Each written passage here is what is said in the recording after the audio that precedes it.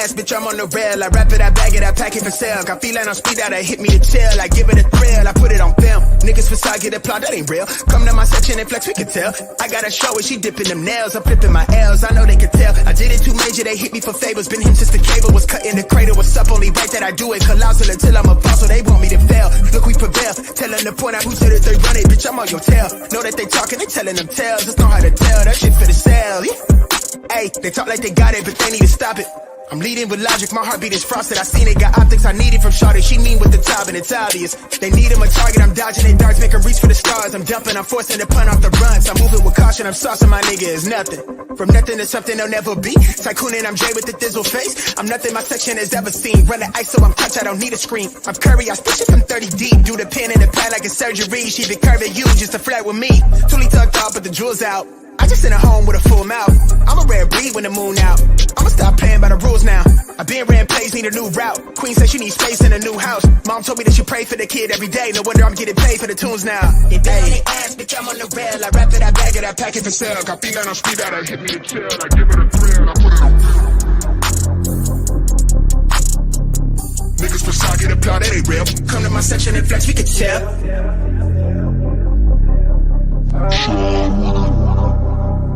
Niggas really outside with it.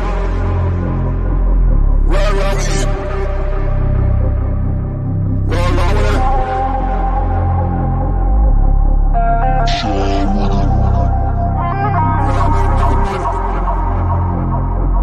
Roll along with it.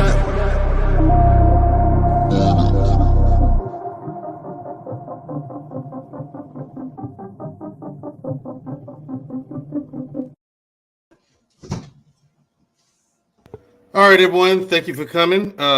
Welcome to a very, very special episode of Barbershop Conversations.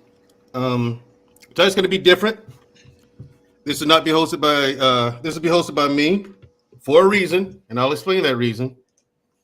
But first, Arshawn, thanks for coming. It was last minute. No, it was in the 11th hour. Appreciate you coming, Mr. Paul Bennett. Thank you for coming, sir. Your voice is well needed. Sir Hill speaks in the building. Thank you for being here, sir. JT, always. Bolo. Bolo, you there? Yeah, I'm here. Okay, cool. Okay, cool. Black Man Unfiltered.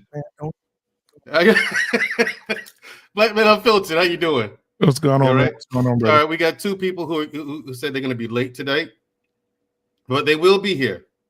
Okay? All right. So, so thank you for coming. And tonight, as y'all see in the title, Bridging the Gap. This is something that's bothered me as of late. Like, I don't know why. I never really didn't bother me as much, but as of late, seeing how people move in YouTube is bothering me. How the younger generation, particularly generation millennials and younger, I see the way you guys move, men in particular. I see the way they move. And it's disturbing, to say the least. A lot of times I see guys move and argue like women. They have no idea what conflict resolution is. At least it seems that way. So at least I'm not making that claim. I'm just saying, I'm just expressing to you guys what I see. You know, what I'm observing. That's it. And a lot of them are ignorant and don't know it. So, and then when I notice when Gen Xers try to communicate with them and tell them, hey, not only are you wrong, but here's why you're wrong, the knowledge is rejected out of hand. Sir Hill, thanks for coming. The knowledge is rejected out of hand. And this caused me to research and think, what the hell happened? Like, honestly. And the more research and more I look into it, the bigger the gap, bigger I notice the gap is between our two generations. And I decided to put this conversation together because we tried this one time before and it went pretty well. All things considering, you know what I mean? But you're not going to figure this out in one conversation. And I call this one up and have a second conversation because we need to have not only a second, but a third, fourth, fifth, and until we get it right amount of conversations. You know what I'm saying? I think it's needed. So first and foremost, I think it's best to figure out where the gap came from. You know what I'm saying? What caused it? you know, and the only people who can answer that is not us, Gen X. It's the millennials. So, first up, Sir Hill speaks. Where do you think this divide came from? Where when Gen X does, in fact, reach our hand out and say, hey, you're going the wrong way. Here's why. I don't need to listen to you. You know what I'm saying? They're like, no, you old, man. I mean, where does this come from? First of all, salute to my brother Mandrell. What's going on, my brother? Good to see you, man. What's going on? To Mr. Paul Bennett, to Arshawn, Bolo TV in the building, JT, 5100, and my man, Black Man Unfiltered in the building. Salute, my brother. So I think there's a couple things. One, it depends. I'll tell you my situation. I'm a millennial, so no dad, none of that. And I became successful. It's very hard for me to have needed something, didn't get it, and then somebody who should have been there when I needed them wasn't there, and now they're trying to tell me something. So I think that it has to do the time. And if you're trying to help somebody, you can't discount them just based off of their age. You see what I'm saying? And I think a lot of older men assume that just because you're younger than them, they can't learn anything from you, and that you need them. And that's the wrong approach for men who've had to pull themselves up by the bootstraps. So I think that's what it is. Older men have to respect younger men as men, and don't just look at the fact that they're older than you as a means to just treat you any kind of way and dismiss your successes and your path in life. And I think that lack of respect has created a divide. Gotcha. Okay, so we got one from Sir Hill Speaks, one reason. Let me introduce and welcome and thank my boy Testify from the 5100 podcast. What's up? What's going on with you, man? Thank you for coming. All right. You heard the question, man. In your opinion, where did this divide come from? Like, we heard one from Sir Hill, and that's I gotta give credence to it. Hey, he has a point. He is correct. From your observation and your experience, what do you think? For me, I believe it's caused by, I think most Gen X's, it's something that I say it's the best tool in the box is a hammer that they believe. I believe they think everything can be fixed with a hammer. No matter how big, how small, no matter what the problem is, we can hammer it away. And that doesn't work for us because a lot of us have dived into a lot of other things. So when you keep telling me, hey, use this hammer can fix everything. It's like, well, what about the screwdriver, the wrench, sockets? Like, so for me, it just seems like I'm a tell you how to do it and expect you to do it instead of showing you how to do it and explaining you. You should just learn it from watching, where everybody don't learn the same way. So for my experience, that's what it was. It's everything can be fixed with a hammer. And when I mean hammer, it's strength, not emotion, not conversation. It's I'm gonna show you, go do it. And it's like, whoa, everybody don't learn that way. So for me, that's what I think is a key part of why this gap is so big and seems to be getting bigger. All right. Thank you very much. CJ 100 from the 5100 podcast. The other half of the 5100 podcast. If only he could speak English. CJ, what's going on, man? You heard the question. I didn't. Oh, you did not? Okay. Well, thank you for coming. CJ, what do you think? We've heard from Sir Hill Speaks. We heard from Tez. What do you think is one of the reasons why there's such a divide between Gen X and millennials? Upon further research, right? Mm-hmm. Talking to my uncle, I've realized something that I think it might have been Big Mike Drop said it, that the same issues that we have with Generation X, they had with the boomers. So what that made me think about was just our position in America as black men. This is just I'm leaning into black men right now. I believe that most of let me not say most, but too many brothers haven't been in a space where they feel like they could seriously be a man. In all aspects of being a man, providing, protecting, having a family, nuclear family, brothers that went through child support, child alienation, like Generation Millennial has too. But I think that a part of the problem with both generations is that it's the Michael Jordan and LeBron conversation. We can't just be like LeBron's great and Mike's great. We got to break down everything LeBron doesn't do that Mike does, and vice versa. We don't appreciate each other's generation and what we go through.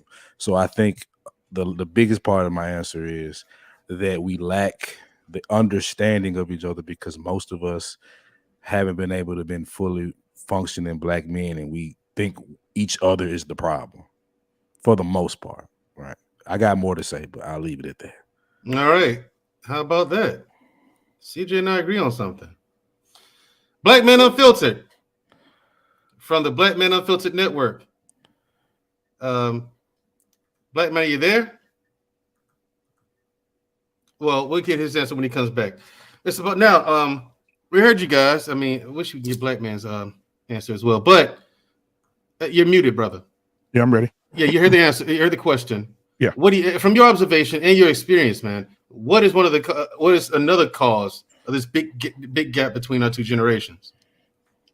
Selfishness On behalf of one side, both sides. On the elder side. Let me explain what I mean by that. Now, speaking specifically about Generation X, not the ones that came, the boomers that came before us. That's a whole nother animal. Right. Selfishness, meaning I made it, alluding to what somebody else just said, but I made it and you need to figure it out too. Knowing how to be successful, but not sharing how to be successful. Give you an example. Sir Hale is doing exceptionally well right now with his channel. Sir Hale takes that success and he spreads what it is that it took him to get there. If I were to go to grandpa, papa, uncle and say, hey, listen, you're successful. You own properties. You got your money in line. How do I get there? I got mine. You go get yours, homie. There is no sharing of the blueprint of how to be successful. Another example, Steve Harvey. Why I don't like him. Reasons why he's a simp emperor, but that's another show. But Steve Harvey is one of the men that did that as well. That really made me look at him different. When a young comedian asked Steve Harvey on the street, "You're a successful comedian. You went from driving your car from state to state, not knowing how to get gas money, and now you have TV shows. You're a multimillionaire. Man, can you just give me some insight on how to get there?" Steve Harvey told these young men, I got mine, you go get yours. So basically, we're the older generation, they may have success, they have land, they have property, they have families, they have their husbands, they're all the good things. But then when the young men come to aspire to be like them, you on your own, homie, because I had to do it on my own. I had to pull myself up by the bootstraps. Why would I give you something when nobody gave me anything? Right on. That sounds that's twofold. Not only is that selfishness, but it's also neglect, especially in the context of this subject tonight. That's flat out neglect and is wrong, and I don't believe in it. Mr. Bennett. All right. It's the vibe, man. Mr. Bennett. Oh, go to our show. Okay. Yeah, because he has. I'm assuming you want to get through the millennials first, and then. Well, he's not a millennial. Arshawn is not a millennial? No, Arshawn is Gen X. What year were you born, Rashawn? 79. Oh, well, you take care of yourself, don't you? Okay. Hey, what do you say, Black Man? He's late to the take care of yourself, brother. Yeah, I try, man. I try. Arshawn is Gen X. Good genes right there. All right. All right. Then I guess I can. Then I guess I can go. Then. Again, I think I agree with a lot of what's said, but I think the at the crux of the issue, from my understanding, is that society via technology has advanced faster than the natural process that was in place for millennia to pass information from one generation to the next. I think that's really at the crux of it. As a Gen Xer, we've lived through 3 major advances, ages, if you will, in our lifetimes. We're coming out of the industrial age to the information age, and now we're in this social media age. So we've had, a compression of change that's happened so rapidly in the last 50 years. And the traditional ways how information got passed on. Now, you talked earlier, Mandrell, one thing that you had mentioned, you said, well, when you try to give a millennial some knowledge. Now, back in the day, knowledge, understanding, and wisdom, they were all paired together. Like those 3 disciplines, they lasted for a millennia. Now, knowledge today is disposable. So the knowledge I may want to give is no longer relevant in the world that the millennials are living in. But what is relevant is understanding and wisdom. Those things last. Those things don't change over time. The why. I remember the great line from Jurassic Park. You had Malcolm talking about, to the scientists at Jurassic Park talking about, you guys were so interested in saying that we could, you never analyze whether or not we should. We should. You would just, Yep. So that's I think is really what our place as Gen Xers should be. Not so much trying to give millennials and younger generations our knowledge, because our knowledge isn't relevant. I knew that when my kids were younger. I mean, they changed the math on me, so I couldn't help my kids with their math homework because the math that I learned back in the day, multiply, carry the 1, do that. They had a whole new system. Yep. So I became almost irrelevant to their knowledge. So I backed off the knowledge and then I started focusing on the wisdom. Why do you want to do what you do? Why is it important for you to do these things? Giving them the wisdom. And I just had a long conversation with my daughter last night, giving them wisdom on how to move and operate in the world. But the knowledge, I stay off of that. But it seems like with a lot of Gen Xers, we still want to own the knowledge. We want to own everything. So to Black Man's point about the selfishness of the matter, we are not, we're in a lot of ways competing, because a lot of us, again, we still have to live and function in this age. So another thing, we're competing. In past generations, that was never an issue, because what you learned was directly passed on to your kids, and they pretty much did what you did. Like if you were a farmer, your kid was going to be a farmer. If you worked at the plant, I used to hear stories, in New Jersey, we had Ford and GM plants here, and you hear the stories. So there have been 3 generations of benefits or whoever worked at this plant, because it was easy to get you in. They had good pay, good benefits. And so in that space was an avenue to pass on wisdom, knowledge, and understanding, because what you told them, they would then take, and pass on, because it didn't change. But now, because information and knowledge changes so rapidly, I think that's really where the gap came in. So young people talk about, I don't want to do what my dad did, or before we didn't have choice over what we used to do. Now we do. Now you got guys who are making money off of social media, and we're still embracing how are these people making all this money? You got people making, ESPN used to have a thing where kids were making money, $100,000 in a playing video games. Well, we just thought it was a pastime. So I think that's really at the crux. It's this these technological advances have sped up things so much, and the natural progression that would have passed on knowledge and wisdom and information, which took time, years to pass on from father to son, that's been done away with. If I was going to be a craftsman back in the day, I would work with my son as early as I could, and I would teach him, and it would take you years to learn your craft. Now it's like I could just Google it. So I think that's really where it really the gap is. We did have it with the baby boomers, and I'm sure generations before, but the more you go back in time, I don't think you had as many of these issues. I'm not saying you didn't have generation gap issues, but ours really got hit because this was the explosion. Yeah. This was the rocket launch that really just took it out. And we're all trying to figure out how can we coexist, because we're still also competing in this space. Back in the day, I could retire, and I can say, here, you take the business or the whatever, you just go and run with it. No, I'm still competing with you for the same business. So, I think the economic and technology, just to sum it up, I think that's really what's really created that big divide between our two generations. Can I respond to Mr. Bennett real quick? Go ahead. Mr. Bennett, I have a cousin that lives not too far from me. And one day he said this in front of my wife. He said, man, because he's Gen X too. He said, man, boy, I bet it's hard having a husband that worked behind a computer all day and not instead of being outside working with his hands. Wow.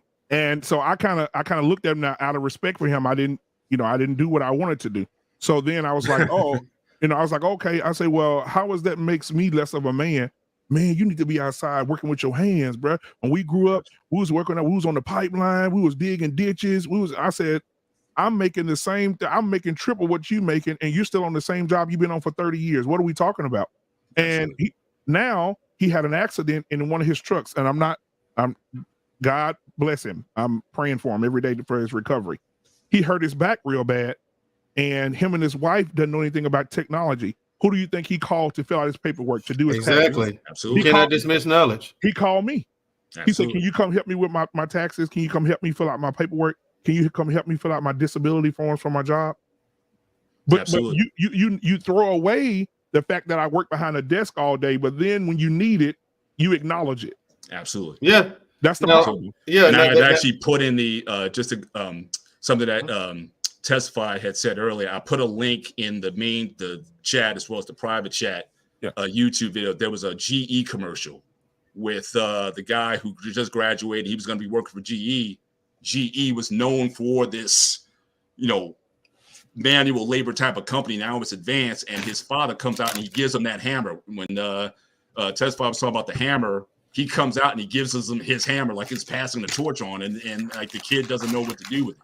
So I just put that in there because that just speaks to Testify what you were talking about. That the older generations thought everything could be solved with a hammer, and now there's different solutions. There's new ways of doing things now, and it's just causing it's definitely causing divide. So agree with all of that. It's definitely something that is at the heart of everything that we're talking about. Yeah, I think all Gen Xers remember the .com bust boom, because it seemed like seriously, fellas, it seemed like 1 minute Windows 95 came out, next minute people are millionaires. You know what I'm saying? With the internet. He's right. Stuff moves so fast. It was incredible. But okay, Arshawn. Yes, believe it or not, Arshawn and I are both Gen Xers. Okay, I know we don't look it, but can't help the way we were born. Arshawn, what do you think? What do you think? Now, first, I want to shout out to Black Man Unfiltered, Sir Hale, everybody else on the chat. Can't see the names right now, but Bolo TV, Paul Bennett. I really appreciated the point you just brought out. 5100, JT. I appreciate all of you gentlemen. I definitely wanted to say, man, Mr. Bennett left very little on that bone for me, man. He was getting all my points. I was like, that was a good one. But I know I'll speak for myself. I am the example of the person we're talking about from Gen X. I, like many of my cohort, my compatriots, we rejected what we saw from the silent generation and the boomers. Like, we saw all that dedication and responsibility kill our grandparents early. Then our parents, we saw them miserable. So it's like, I'm not going the same way they're going. So one of the reasons I might look so young is because I fought off responsibility everywhere I could. I just did not stress myself out. We also see that in society where people started pushing stress-free movements, the FIRE. I know some retire early is the end part, but financially independent, retire early. We know people are pushing like experiences. We know people are pushing luxury, buying your time back. There are a lot of things where people are trying to reduce the stress on their life, reduce the load on their life, because they're not embracing responsibility like the old days. It killed a lot of people early. We still talk about how men die early. At the same time, like Mr. Bennett said, the world shifted underneath our feet. Our parents couldn't help us with our homework. They couldn't teach us anything about technology. Even the men in the neighborhood who could work on cars couldn't work on them anymore because they put computer chips in them. So it shifted under everybody. It changed the way we operated. So all of us struggled. And now a lot of the young people that they see, that like everybody said, they see us struggle through life, not having the same type of marriages and children and family dynamics. They don't see us having the career progress. Where would they listen to us at? The next thing I wanted to say on that, if I may, Black Man Unfiltered, this is your channel. May I use somebody from the chat as an example? Yeah, absolutely. Not to attack them. No. Somebody came here, masculine energy, came in and has been trolling the entire time. Now, at this point, you would think somebody coming in trolling would be a child. Now, as a former chat troll myself, we don't know if the chat trolls are 13 or 30. Exactly. There's no mental line of demarcation between Gen X and the millennials, and even what's that, Gen Y, Gen Z. Everybody's behaving the same. Everybody's listening to the same music. Everybody's dressing the same. So how do we progress through these phases of life if nobody sees an example of how to move forward? So I'm glad that we have people out here like Mandrell who are talking about masculinity, Paul Bennett, Sir Hale. Like, I'm glad to see people out here talking adulthood, showing different aspects of life, because those examples are needed. They were missing, like Sir Hale said, they were missing in our lives. So I think that's really important, and because the young people don't want to hear us if we're living the same way they are. If they see us out here doing the same things, making the same mistakes, what could they learn from us? There you go. Yeah. Amen. All right, I want to acknowledge a cash app, not a cash app, but a super chat real quick from Beautifully Animated. She says, word of mouth is everything. You can put on the act for the cameras, but the real you is going to get around. $5. Thank you. Okay, Beautifully Animated. $5. Thank you for the $5 super chat. Which one you want? Oh, let's go with not the white dude with the guitar, but Dr. Eugene Steele. Oh my God. That's funny. You will give me jam, baby. I ain't going nowhere. I'm chilling right here. Me and her every jam on the track, chilling with the pockets clean.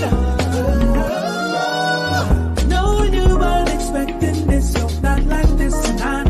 To the hook now. Ain't that like when I sing freestyle?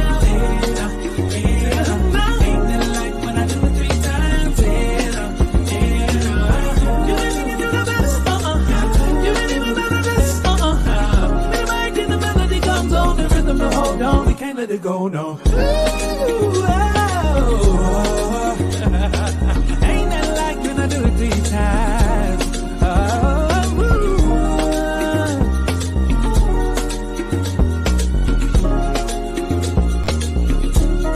That's honey. All right. Damn, that motherfucker long. I know, right? I like it though. I don't mind that one. That was a commercial right there. He do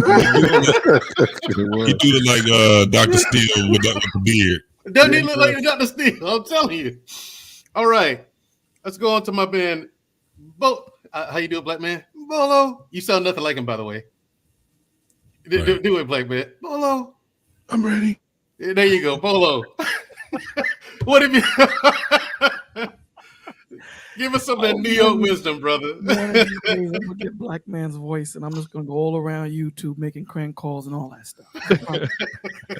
First, I want to say salutations to everybody on the What's going on, my brother? panel. Thank you guys for being Salute. here, and thank you for inviting me. I think that everything that everyone said was so on point. Like my man Sean said, you ain't leave me nothing, but I'm gonna try to take a little meat off of it. Us as the OGs, we forgot the understanding. We lost it. It's gone. And what that means is we forgot what the struggle was like, because the struggle is the struggle, regardless of what time you're in. And I think that, as OGs, when we get to a certain point in our life, we don't want to remember the hard times. We just want to focus on what we're doing now. And by us doing that, we lose that connection with the younger generation coming up. We lose that, and we're not empathetic nor sympathetic to their plight that they're going through, right? The lack of respect that, it happens on both ends. The OGs don't respect the way they're getting and doing their things. And the younger generation is looking at the OGs like, you don't understand what we're dealing with, right? The one thing that the OGs have that we forgot to share with the younger generation is the tenacity. With the things that we go through, right? We just figure that they're supposed to just get it, and that's wrong. These behaviors are taught, and we just don't do it anymore. The one thing that us as OGs have that is something that is paramount is the lack of patience when it comes to the younger generation. We don't have it. We're quick to forget the patience that the generation before us had with us when we fell. And somehow, some way, when we were supposed to have that same patience with the generation that came from behind us, we forgot it. So and it's just the lack of being able to communicate. The communication is lacking, and it's very important for us to communicate. We have to let these young men know that we understand their plight. They're doing what they're doing with lack of representation, with lack of an example, and they've did a pretty damn good job of getting to where they need to be. So our job is to get them where we fit in, put our pride to the side, and let's bridge this gap like we're trying to do here today. All right, Bolo, thank you very much. Millennials, hope y'all paying attention. Now, JT, all the way from Detroit City, for some reason. You better not call Detroit City ever again. Okay, well, Motown, the D. Mm-hmm. Yeah. No clean water. Got it. So you may as well be in Africa. That's Flint. Now you heard that's all over, brother. Any black neighborhood in Michigan has no clean water. We already know. Y'all take baths in acid. So look how clean this water is right here, man. It looks like beer. Look at it, it's yellow. Get the fuck out of here. JT, you heard the question. What do you think, man? Does this survive? Because I have an idea. Of something I've observed too, but I'll go after you. So for now, give us your take? Yeah, everybody they hit on everything when it came down to technology and everything, and I'm just going to stay where my man Arshawn was on social. So a lot of times we have to deal with when we specifically talking about men, we got to deal with their mom, with inside of them. So it's a lot of that they're over emotional when it comes down to dealing with Gen Xers. So a lot of times it's not just the mom. They also fed off of our frustration. They were just more vocal about it than we were. That was one of the biggest things that, we had talked about on, when we did it on my channel in 5100. It's just a lot of speaking with our emotions and not being able to articulate to one another what our frustrations are, so we can actually get to a point where we can have a starting point and we can move forward. So that's one of the things that I can say that, just talking to each other, at each other. And a lot of that comes from a lot of our generation also, where we had a lot of folks, a lot of guys in our generation that actually was, take for instance, rap music, was a lot of that, I don't like to call it misogynistic. Well, it was misogynistic. And it also pretty much gave the frustration of women. Specifically, a lot of these rappers were frustrated with their mom. They were frustrated with their mother's decisions that they made. And it got to a point where it became normal with calling a woman a bitch or a hoe. And they also were definitely frustrated with their dad. And I'm talking about Gen X, my generation. So a lot of our frustration ended up being pointed at each other, i.e. gunplay, a lot of violence towards each other. And we referred to each other as nigga. And at one point when we were, doing this whole talk about calling each other nigger and all this stuff, we still had our parents' generation telling us that you should never call another man or a woman a nigger. Now it's not like that anymore. It's normal, 100% normal now. It's so normal where you have the other ethnic groups calling each other and us the word nigger, and they refer to women as bitches, hoes, 304s, and all of that. So socially, we're piss poor, both generations. So that causes a great gap, for us, because we don't have any respect for ourselves, and we don't have any respect for other people too. Right on. I was going to say something. Yeah, I was about to, go ahead, and then we're gonna go to the super chat. Also, I missed a part. Sometimes I do feel as if this is not for everybody, but I do feel as if sometimes it's jealousy as well. Let me tell you why. Sir Hale works in IT, right? I'm in the financial sector. Everybody else has good jobs here. None of you guys are starving, right? Everybody's doing well. But think about Sir Hale. Sir Hale, how old are you, sir? I am 35 years old. 35 years old. Sir Hale is a six-figure man. Is that correct? It's correct. Okay. Now watch this. There are men out there that have worked their whole lives, starting off at minimum wage at a job, and they're still there 28 years later, and they just got to 45,000, and they're 50 and 60. Sir Hale is 35 years old and making 100. What do you think those dudes that have been working with their hands for 30 years thinking about Sir Hale getting it in 35, and it took him 60 to get to 42? Oh, I mean, yeah, you got a point there, but you understand some people, and it's a lot more people than I think any of us realize. Like even I realize more than I even realize. Like some people get on a job making piss poor money and get comfortable. Yep. I personally don't understand how you get comfortable exactly with that, and now how does that not motivate a man to do better? I don't know. I'm not him, but at the same time, I can't judge him because I don't know his plight. You know what I'm saying? One thing I've noticed is that. I'm sorry. Go ahead. Oh, I was about but to to say, Black Man's point, to Black Man's point, talk about Sir Hale. Me and Sir Hale, we're of different generations, but we're going after the same stake. Mm-hmm. Because I'm IT, and I make six figures too. Right. And a lot of times, the people I have to report to are Sir Hale's age. Yeah. So again, you're talking about the job. Now I accept that. I don't have that issue. I don't have that jealousy, that envy thing in me.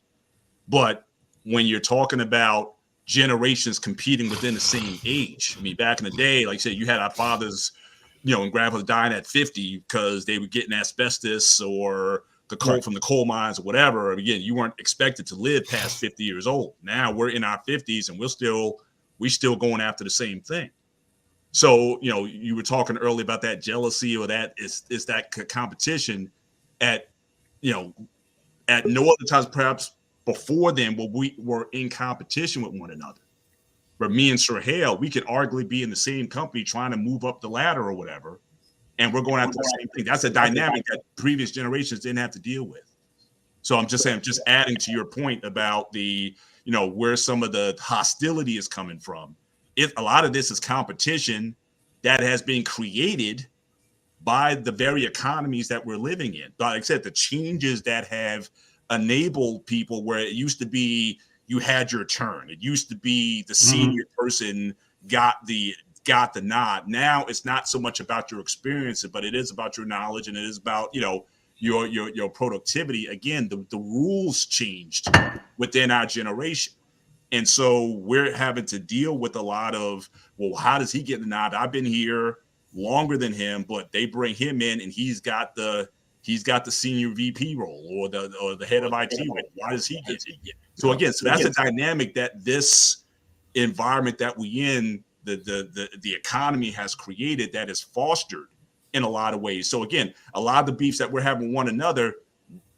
So I know a lot of it said, but we didn't necessarily create it.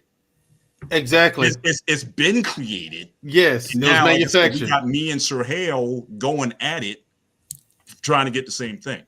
So again, we got to understand that a lot of this stuff isn't just about us; it's bigger than us. Yeah, but I think the reason why that happens, where the breakdown happens, is the lack of communication and lack of respect.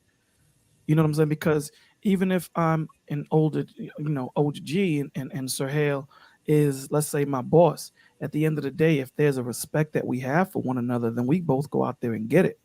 There's been a lack of respect from the OGs towards the younger men, because like Black Man was saying, we went out there and we hammered and made what we made. And these young men, the way society has, has framed it, that, technology has boomed out, so they don't have to do what we did. And we look down on that when they're just doing what they're doing. The same thing that we did, the generation that was coming up when we were coming up, they looked at us like we were doing things easy when they had a hard. It's perspective. So what happens is, because of that disconnect that we have, even in the hip hop, like the young brother was saying, you listen to where we had fathers in the home. The hip hop is different now when we don't have fathers in the home. It's almost like the same dynamic as when you grow up as a single mother and you have people that were raised by mother and father. The people that were raised by single mothers look at them as weak because they had both parents and I was on my own. It's kind of that same kind of dynamic. And what happens with that is, our generation looks at it, we say, you know what, I'm going to spoil my child. And we all know that cliche. If you spoil your child, you'll be raising your grandchild. But if you raise your child, you'll be able to spoil your grandchild. We think that we're going to do better than the generation before us. And when we don't understand that when we take those social constructs away that gave us the backbone that we have, they lack. So there has to be that, that communication and understanding and respect between the two generations. Can I add something also? I got to bring it back to accountability on the Gen Xers.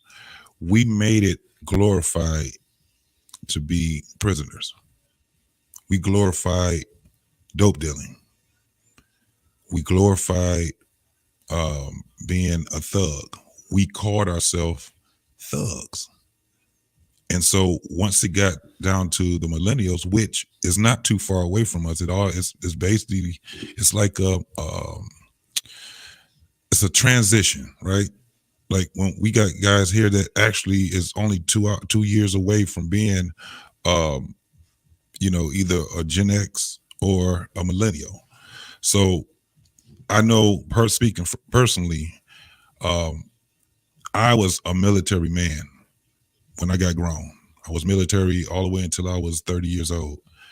And when I got out of the military and I came back, it was not hard at all for me to get a job. One of the reasons was because the competition just wasn't there. Mostly it was because no one can do something as simple as pass a drug test. A simple drug test. And we look at it now where our generation, we look down on the millennials when we see now that, pretty much everybody smokes weed. But that was our generation that started it. No, that's false. Tell me how. That actually started a generation before us. Not the way that I'm saying it. We marketed weed smoking. We marketed. No, weed smoking, yeah, but the whole thug and all of that started before. We marketed. We were the ones that started. They had blaxploitation films where people was looking up to pimps. People was looking up to gangsters. That's what happened. But what I'm saying is that pimps and gangsters on movies was something different than a thug on music. You got to understand, hip hop was created by our generation. I could show you a funeral right now of Felix Mitchell. Felix Mitchell showed heroin in Oakland, and they literally lined the streets for his funeral because everybody looked up to him. I understand that, but it wasn't global.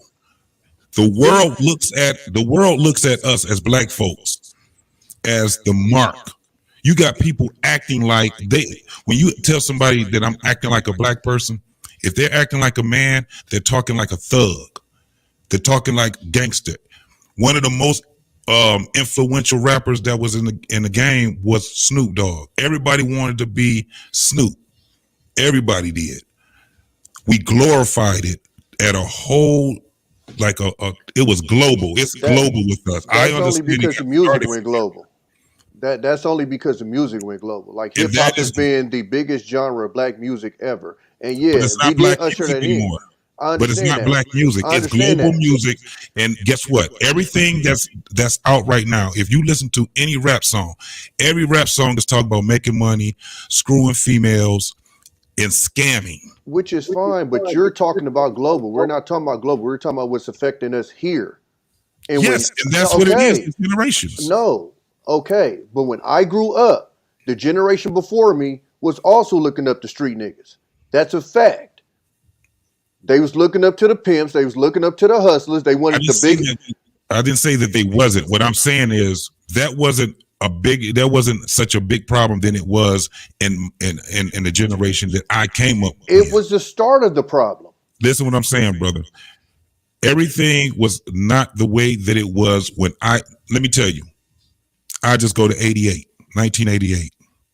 1988, this was the start of this whole globalized criminal act. This is where you had all your criminals. This is when the basis was low and the most influential art was rap. It just wasn't as global as it is right now, but it's very influential. They went from party people to bitches and hoes. They went from that. Global don't mean shit. Global is what these people outside the United States is talking about. That's fine. That's a whole nother thing. Because when you go global, you're talking more about white folks. What I'm talking about is what's affecting our communities directly. Don't give a fuck about global. What affected our communities directly was our big brothers, our fathers was looking up to pimps and hustlers. And why was because when they took them factories and shit out them cities, them was the only niggas that had money in the hood. And that's where it started. I'm saying that's where the origin is. Now, because we had a vehicle to make it, more mainstream, that's one thing. But that shit started a generation before us. And the disconnect that happened with us was them niggas became our fiends. So when we was busting knocks, we was busting them niggas. But let me put something to you. We still have fathers that were saying that shit wasn't right. We still had men that were boisterous about that shit. You could not go to your grandparents' house blasting some Luke.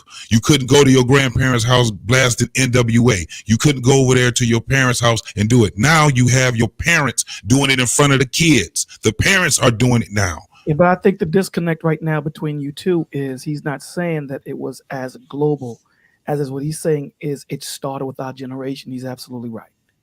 It did. And again, global don't mean shit. Global is when it goes commercial. Right. That's beyond us. Local rap. But what I'm saying is, I said that it started with our generation. It started with our generation.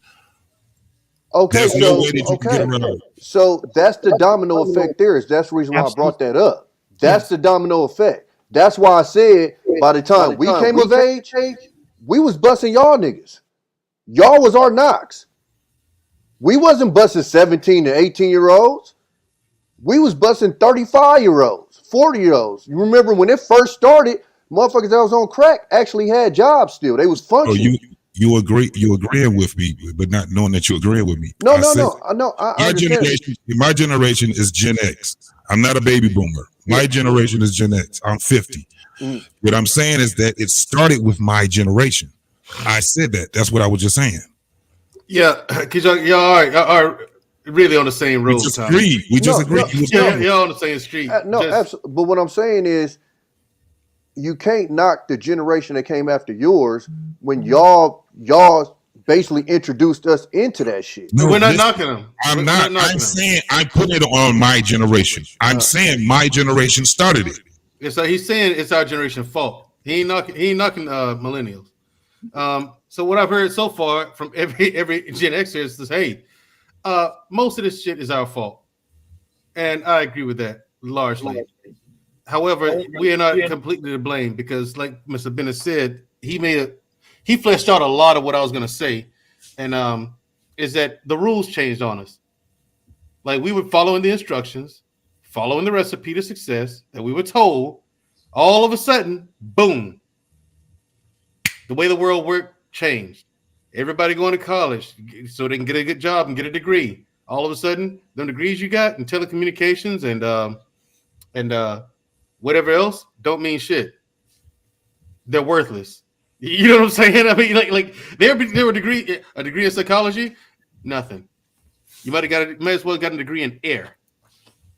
You know what I'm saying? I'm just saying, like the whole way the world worked changed right in the middle of us working. What we talked about yesterday, I told you, I said, I remember in Votech, they had a word processor that was a job. That was a job. He was going to school to be a word processor. As soon as you graduated, guess what they ended up having? The Pentium 3. The Pentium 3, exactly. You get people going to get degrees in word processing, then all of a sudden, the Pentium Intel introduces Pentiums, and now we don't need y'all no more. We don't need y'all no more. Exactly. So what are those? Your degree is meaningless by the time you graduate. In 4 years, the degree that you get could be meaningless by the time you get it. Exactly. And that happened. Yeah, and that happened right on top of our heads. Right on top of us. Now imagine the people gotten degrees, graduated, okay.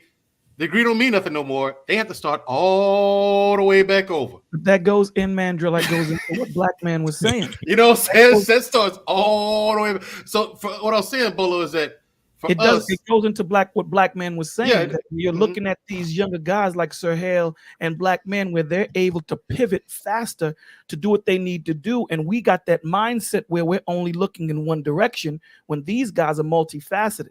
So instead of us tapping into what we can learn from them, we're so hard-headed that we continue moving and we look at them and curse them for being able to do what they do, instead of us being tenacious and malleable in the situations and humbling ourselves to be able to learn from them. And that's true. Yeah. I mostly agree with that, but someone made a point earlier about, again, a lot of this is beyond us, and that it's also about selection, especially in the job market, that there's a bias almost towards younger people. It used to be the like, if you're 40 years old, it comes to, I can get two 20-year-olds who can do your same job. So those who are making the decisions on who they want, like I said, me and Sir Hale, we're competing in the same pool. And if you didn't know our ages, or if you did know our ages, they may make a decision has nothing to do with our abilities. It could just be, well, he's 53 as I am, and Sir Hale is 35, so we just going to go with the 35-year-old because of whatever biases they may have against me for being older. And again, I'm not begrudging Sir Hale. I would never, for anybody who I've ever worked for, younger, older, or whatever, I want the best for him. But again, a lot of these changes that have happened is outside of us. It's the marketplace. It's the environment. It's the corporations. Who is driving and changing these economies? That's also at play here. We're in the middle. Like I said, we have to take responsibility for what's ours. I agree with that. But a lot of this game, we're not even in control of the rules of the game, as Mandrell was saying. The rules changed on us, and we're not in a position to change those rules. It's in the hands of a small, relatively small number of people, and we're having to adapt to that. And I agree. If we want to have any relevance, we have to learn how to adapt. That's our responsibility. You may not want to go to school at 40 years old or whatever, but you better pick up some skills and learn them while you can. If you still want to be relevant. But yeah. We're not driving that. Those processes is coming from elsewhere, and I think that we can't ignore that is also helping to drive the divide between us. But I agree, we have to take our personal responsibility for that. Can I ask a question? Go ahead. Do the brothers on the panel believe that when we talk about passing something down, rites of passage, or paying it forward, as my uncle would call it, right? Do you think that our generation, millennial generation, expects too much of you? Do you think that's part of a problem? I'll say no. I think from my observation, CJ, I think that millennials expect nothing from us. I think the millennials really just kind of like, well, fuck y'all then, for whatever reason. Like, and you talk to 10 millennials, you get 10 different answers. Like there are a lot of people out there who just like they just kind of overlook us, you know what I'm saying? Overlook Gen X, and they all have their reasons, and their reasons are valid. But then Gen X is like, hey, you got to understand, we had to start our lives over 2-3 times. That's why I said they fed off of our we had to restart our whole life 2 to 3 because the rules changed on us with the .com. Okay, the .com bust boom. Then you got the situation with 2008. Rules changed all over again. You know what I'm saying? The people who took the brunt of that was Gen X, because once we figured it out after that .com bust boom, we figured that out. Shit's still moving super fast. Then everything slowed down to a crawl once that market crash happened in 2008. And we're just like, okay, well, goddamn. You know what I'm saying? Your attitude was a byproduct of our frustration. That's why we were saying that. Yeah. We literally left y'all to your own devices. That's what happened. While we tried to figure it out, while we tried to figure things out, y'all were kind of left to your own devices to figure things out on your own and grow up. But then at the same time, y'all had to watch us go through the stuff we went through. So y'all just kind of like, I don't know what to do with my hands. I don't know what to do. What? Yeah. You know what I'm saying? So something that it's I dealt with this a lot. Is a boy who didn't have a father. I would try to get mentorship. Like I was really big on mentorship, and when I needed mentorship, I didn't get the mentorship. But when I became successful, then the mentors wanted to come. And for me, I'm like, when I needed you, you were not there. I learned how to survive without you. And now I don't feel like I'm less of a man if I don't have you in my life. To be honest with you, I felt like I had to survive without you. And I think I'm tougher than you. So there's really not much you can tell me. That's kind of the mentality that I took on. And I think a lot of people do, because a lot of, in a Black community, a lot of our Black men who have not accomplished what they want to accomplish in their life, they can't support you beyond what they've achieved. And if they haven't gone far in life and they're not happy with themselves, it's almost like they're going to give you just a little bit of like a little morsel of something, and then you're going to figure it out yourself. And I think that's a huge problem that even in our churches, if you have more talent than the men, the older men, you're almost shunned upon. And we don't know how to look at young men and young people with talent and incubate that and to tailor that, right? And I think once millennials see that I'm not going to get help from you, but you want to benefit from me and take credit for it, is like, oh, heck no. And so I'm not listening to you because you want to have some credit for my success when you had nothing to do with the journey. And I think a lot of millennials who are successful fall in that category. Also, hold on, y'all got an attention span of a net like Tommy B, who's clearly down there losing money. But we see you turn around looking at the game. No, I think Gen X was like the kind of one of the last generations of just like the thick-headed motherfuckers. If you look at them now, they crack jokes about not being able to use an iPhone when my fucking 4-year-old can use one. Like they take pride in not being able to keep up to date with shit. Whereas, like I tell people all the time, I'm like in the middle of this shit. Because I could rock with the youngsters and I could rock with the OGs. I feel like I'm literally directly in the middle of the shit. But like my pops, if I try to talk to my pops to this day about stocks and shit, he still look at me funny and shit. Like they're stuck in their ways and shit, and they take pride in being stuck in their ways. And so at a certain time, it's like, well, fuck it. I ain't gonna keep on trying to, put you up on game. It is what it is. And I think because we had that attitude towards them, I think what is it, Gen Z after us or Gen X after us? Gen Z is after y'all. Gen Z. So I think they kind of looked at us kind of the same way, as if we was that same way or whatever. But I mean, we was the ones that pretty much ushered in that computer age. So for most of our generation, we know it from the beginning all the way up to now. I don't know too many people my age that don't know how to use the damn phone. But how old was your father, bro? He's 64. And mind you, though, but mind you, my pops is actually one of the coolest ones from that generation. He wasn't one of the ones that looked down on our generation, yada yada. But even with that, he's still stubborn as fuck in his ways. So I can imagine how the real ones that was really, you know, thick-headed like that was being towards, you know, their sons and stuff when they was trying to put them up on stuff. Yeah, but Tommy, the thing is, your father's a boomer for one, and number two, Gen X was the first generation to ask why. From my observation, because every generation before that, they just kind of like, he was born what, 50? It was just like they just went boomer. They just went one way, like they were all on a one-way street. You know what I'm saying? Everyone before, but Gen X is the first one to ask why, and then you had those rare ones, like people like myself and Mr. Bennett, who'd ask after we asked why, we could ask what if. You know what I'm saying? I know a lot of y'all don't get that, but that's actually kind of big. But what you saying, Black Man? No, what I was going to say was a lot of. I'm with Tommy on that last part he just said. You try to help people, even family members. They brag on the fact that I don't do all that cell phone stuff. You know, landlines. I mean, they're going to disappear. I don't do all that cell phone stuff. I don't need that. I'll make a call when I get back home. We're in New Orleans. You stay in Baton Rouge. Like, what are you talking about, ma'am? And I told my aunt, ma'am, they have grocery stores with no cashiers right now. Do you even know how to go in there and shop? Boy, ain't no such thing. You a liar. I said, okay, that's what's wrong with the world now. I give you a perfect example, Black Man. When I was driving trucks, what I would do is go on Google Maps and get to my destination first so I could see where I need to park and stuff. Right.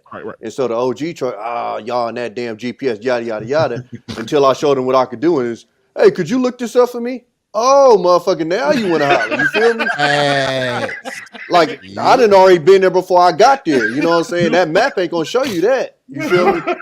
It could be the smallest thing. McNally Rand. Right. It could be the smallest thing. My wife, my mom came over to the house. My wife started mopping the kitchen, some off the kitchen floor with a Swiffer. My wife said, my mama said, that's the laziest shit I've ever seen in my life. And I said, Mama, why is that? You need a big mop bucket, bring you some hot water. Goddamn right. Put a bunch of bleach, put some bleach and some pine sol in that water. Right. Yeah. And I'm thinking to myself, the time it took you to prepare the meal to do the floor, you could have been done with the damn Swiffer. I don't understand. Well, they the generation that work harder, not smarter. Yeah, that's just their generation. But it's more than that, folks. Y'all got to understand also what they came through with. They were separated themselves. You had Black Panthers, and you had this whole thing where they were following Martin Luther King or Malcolm X, or and what they had as far as what was simple for them, they fell into this whole dream of you buy a house, you get a job, and you make a family. It was that simple for them. You don't have to deal with all that other stuff. But what they also learned was that, okay, now what we need to do is, because this college thing is a big thing, this is how our kids can be successful. So they pushed either going to college, going to the military, or getting a job in a plant or something like that. Normally, I know I'm from Detroit, so it was more like getting a job at a plant. It was simple to them. Once we started saying, no, it's something else that's to this. This is why so much of the Gen X, what happened with us was that you had a lot of lost folks that didn't know how to make any type of money at a very young age because they didn't have mother and father in the house. They had mama working 8 to 12 hours a day. So they were at home by themselves. This is where, they had to fend for themselves pretty much. They didn't have dad that was there. Guess what they ended up doing? Falling into the streets. Why? Drugs was right there. That was a way for them to make some money. They got tired of seeing their mama struggling. They got tired of not having the clothes that they wanted. They got tired of getting talked about in school because they don't have the name brand clothes and stuff like that. So a lot of us in the Gen X generation, we end up being a byproduct of their simpleness of life. They didn't want to come our way. That's what I was saying about when it came down to hip hop. They said that our music was going to be a fad. It's not going to be anything. Now it turned into an empire that employs hundreds of millions of people across the world. And the women, they fall in line. They got a Facebook account. They got IG. The men are the ones that said, man, I'm not getting none of that shit. Then we still got to deal with conspiracies. You know, you got the man looking at you. Don't put no camera in my house. I ain't getting one of them cell phones. They got cameras on them cell phones. They don't really look into what is. All they do is they parrot one another when it comes down to these conspiracies. And they talk with fear. No, that ain't no conspiracy. They ain't lying. Shit, no, I should have put. I know what you're saying. I know what you're saying. But I mean, even the disconnect with the cars. You know, I remember when y'all had that first conversation and you was talking about fixing on the cars. Like, they don't even understand. They make cars to go to the shop now. They don't make cars for you to go handle it yourself anymore. Exactly. They literally physically make it to where you have to take it to the shop. So many parts are under the engine. Like, it's crazy. No, not even that. Just the way that they make it. How compact some of the nuts and bolts they use is not regular tools. It's special made tools. Literally, so you have to go to the shop. Yeah. That's everything. Everything is meant to be disposable. Yeah. My car don't even have a dipstick. My car don't even have a dipstick. Right. It don't have no dipstick. You can't check the oil in my shit. Your best mechanics are always first and foremost trying to work smarter, not harder. I was a mechanic for 13 years. One of the things I had to learn is to work smarter, not harder. The ones that sit back and still do all that old crazy stuff that I used to look, I'm like, man, I'm not doing that. I used to invest in my tools. If anybody know anything about tools, you know what Bosch is. You know what Snap-on is. You know what these are. These are some very expensive tools. I also used to get, all kind of electrical testers. I ended up investing into a diagnostic before it ended up being what it is right now. I ended up getting my own little diagnostic computer. People thought I was going crazy. It was like, man, you spending too much for that. This is my job. What you talking about? When I go to work, let me tell you something. That job that normally is going to take about 4 to 5 man hours, it only took me 2. It only took me an hour and a half to do it. Let me ask y'all a question, because I kind of want to. I'm thinking about another way to move the conversation forward a little bit.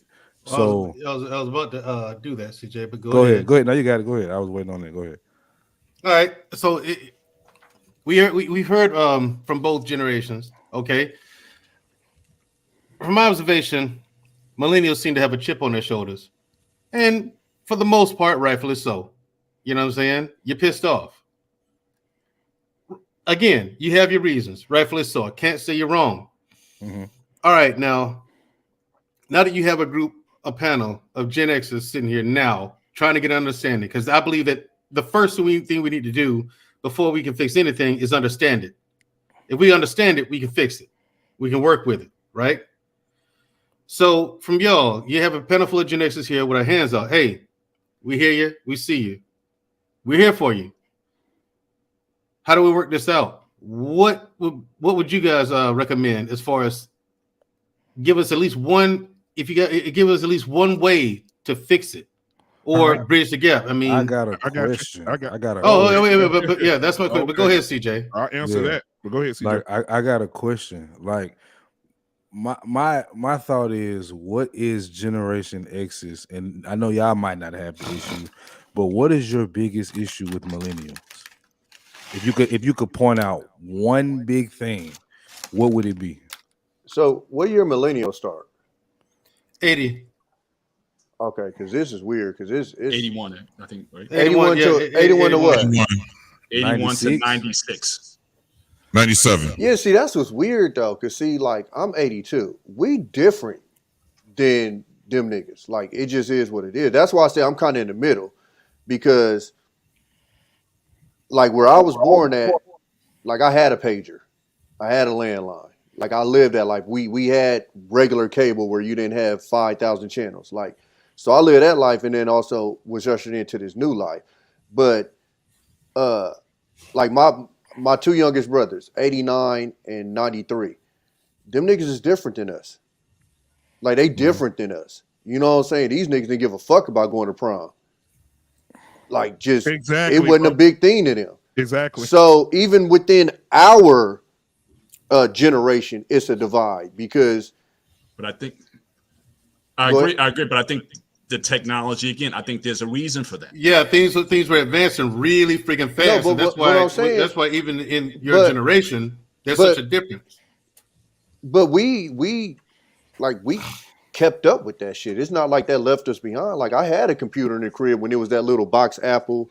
I remember getting the AOL DVDs. Like, it's not like we didn't keep up with the shit. We was up with the. That's why I said we're literally like in the middle of this shit, because I did a lot of the shit that the Gen Xers did, and I was still keeping up with the times with the millennials, with the later millennials, I'll say. So that's where I get mixed up at, because like CJ, what year you was born? 92. So I look at him as like a whole different generation than me. You feel what I'm saying? Like, when we had pagers, he was 4 or 5. It's supposed to transcend that way, though, bro. It's supposed to transcend that way. That's why what's happening right now is that things are getting lost in translation because we just opt out of talking to one another. You're supposed to be like an older brother too, who is ever in your generation. It's supposed to be that way. Right now, that's what we don't have. Just like with me, I know a whole lot of stuff that the boomers had. I remember when color TV was the cutting edge of technology. How about that? I remember that shit too. The black and white TVs with tut. That's how you change the channel. For the guys, the channel change was on the TV. So for the guys, I'm asking this specific question. I really want to know this answer, so I'm not gonna let it get lost. For the guys that's maybe 45 and up, then the guys that are closer to Generation X than they are Generation Millennial, what is the biggest issue that you guys have? Not you specifically have with the millennial generation. Okay. Competition. Yeah, I was about to say, let's start with Dr. Bennett. I'll go last. It's pure, like I said, it's competition. The example I had with Sir Hale is really nailing it, because again, back in the day, again, you didn't expect, or you expected to pass on to the other generation you'd be taken care of. Like I said, now me and you know, we're competing for the same piece of the pie. So the idea of being replaced, the idea of being irrelevant, those are real issues that we have to deal with. Because I'm still going to be in the workplace or the entrepreneurial space for the next 20, God willing, next 20, 30 years. I'm competing with you over the same territory. So like I said, the skill sets that I've had to constantly reacquire. You know, you were talking about why isn't there a rite of passage? It's because whatever I would have had to give to you, it's not relevant to you anymore. So we are on the same level. We swimming in the same lanes, trying to be relevant in the spaces that we're in. So again, that's what's creating, I think, the jealousy. That's what's creating the envy. That's what's creating the tension. And I keep going back to this, but again, a lot of that is not because of us or that we have something inherently that we don't want you to succeed. Any father, I'm the father, so I want my daughters. Any parent wants their kids to do better than them. So it's not that we have an axe to grind against you being younger. You're supposed to do better than us. But we don't have the safety nets. We don't have if we're still going to be competing with you, then I have to, just by nature, I have to look at you differently. You know, it's just like, it's no different than if I'm a veteran NFL player, 31, 32 years old, you the rookie coming in, I got to look at you differently. Not to say I don't like you, not to say that you're not a good person, not to say that I don't want you to help our team win. But if it's going to come at my expense, then I got to look at you differently. Right. Right. So now, hold on. And just to add to that, you look at Brett Favre, right? Brett Favre was there. They brought in Rodgers. Rodgers had to sit behind him. Brett didn't even talk to him. Now Rodgers is in that age where he's going to get out of here, and he won't even talk to Love.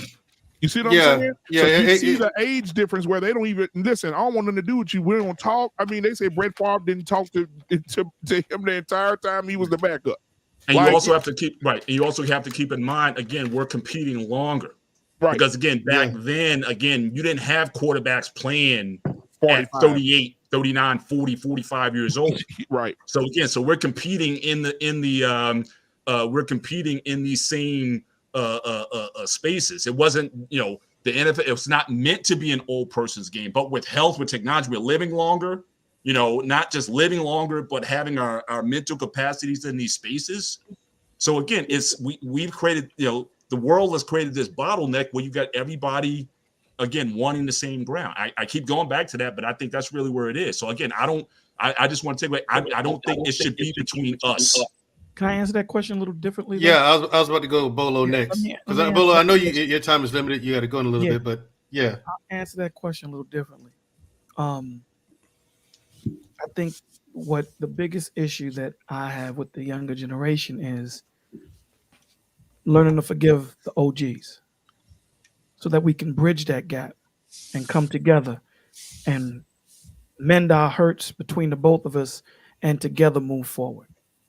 That when we do come to the young G's, you know, because they've gotten so far without us, like Sir Hale said, at that point they say, we don't need you. You wasn't there when I was struggling. Why do I need you now? And us as OGs being empathetic and sympathetic and understanding that thought process and being patient and not just waving your hand and saying, okay, I'm just going to continue moving on and trying to be there. You know, Sir Hale is one of the few that made it. He didn't need a father. He did what he had to do. He figured it out. There ain't too many of our brothers, of our young men that are able to do this, you know? So he has valuable information that a lot of us don't have, that he can use and give to us and say, this is what it felt like you not being here. This is what it felt like. And then give us that understanding so that we then can go back to these young G's and mentor them and be there for them. And so that we don't have to have a lot of Sir Hales doing what they needed to do, you know, and going through those doors that they don't necessarily need to go through. But even, sir, I know Sir Hale was going to go next real quick, Sir Hale, 30 seconds. Even with my dad's the same way. My daddy was one of those pick yourself up by your own boot. Sir Hale didn't have his father. I had mine. And my dad, I saw my daddy work his ass off. And when it came to me working, he said, I figured it out, you figure it out. And to this day, you know, I mean, the relationship is kind of strained a little bit. But, you know, to this day, you know, now that he come in my house and I tell Alexa to turn my lights off, he said, that's some bullshit. Right? So, you know. I agree with him on that one, though. You know, I love you, Black Man. You don't call Alexa Allegra. Allegra. Turn the lights off. I said, Alexa, dim the lights 10%. They go dim down to 10%. He say, what kind Turn of them shit? off. He said, he says a demonic spirit in that shit. Yeah, look at the devil. That's the anger that we have in ourselves because we look at it like, damn, we had to work so hard. And then you young men are coming up and things are so easy. But Yeah. that's the mindset. The mindset that we need to have is to be able to pivot and say, damn, you know, instead of us closing ourselves to them, let's have these young men teach us what we need to do so that we're in the loop along with them. So we're not that far from understanding where they're going. Go ahead, sir. My bad. I didn't mean to take up. Oh, no worries. Can everybody mute while everybody talking? Because we're getting an echo from somebody. I don't know where it's coming from.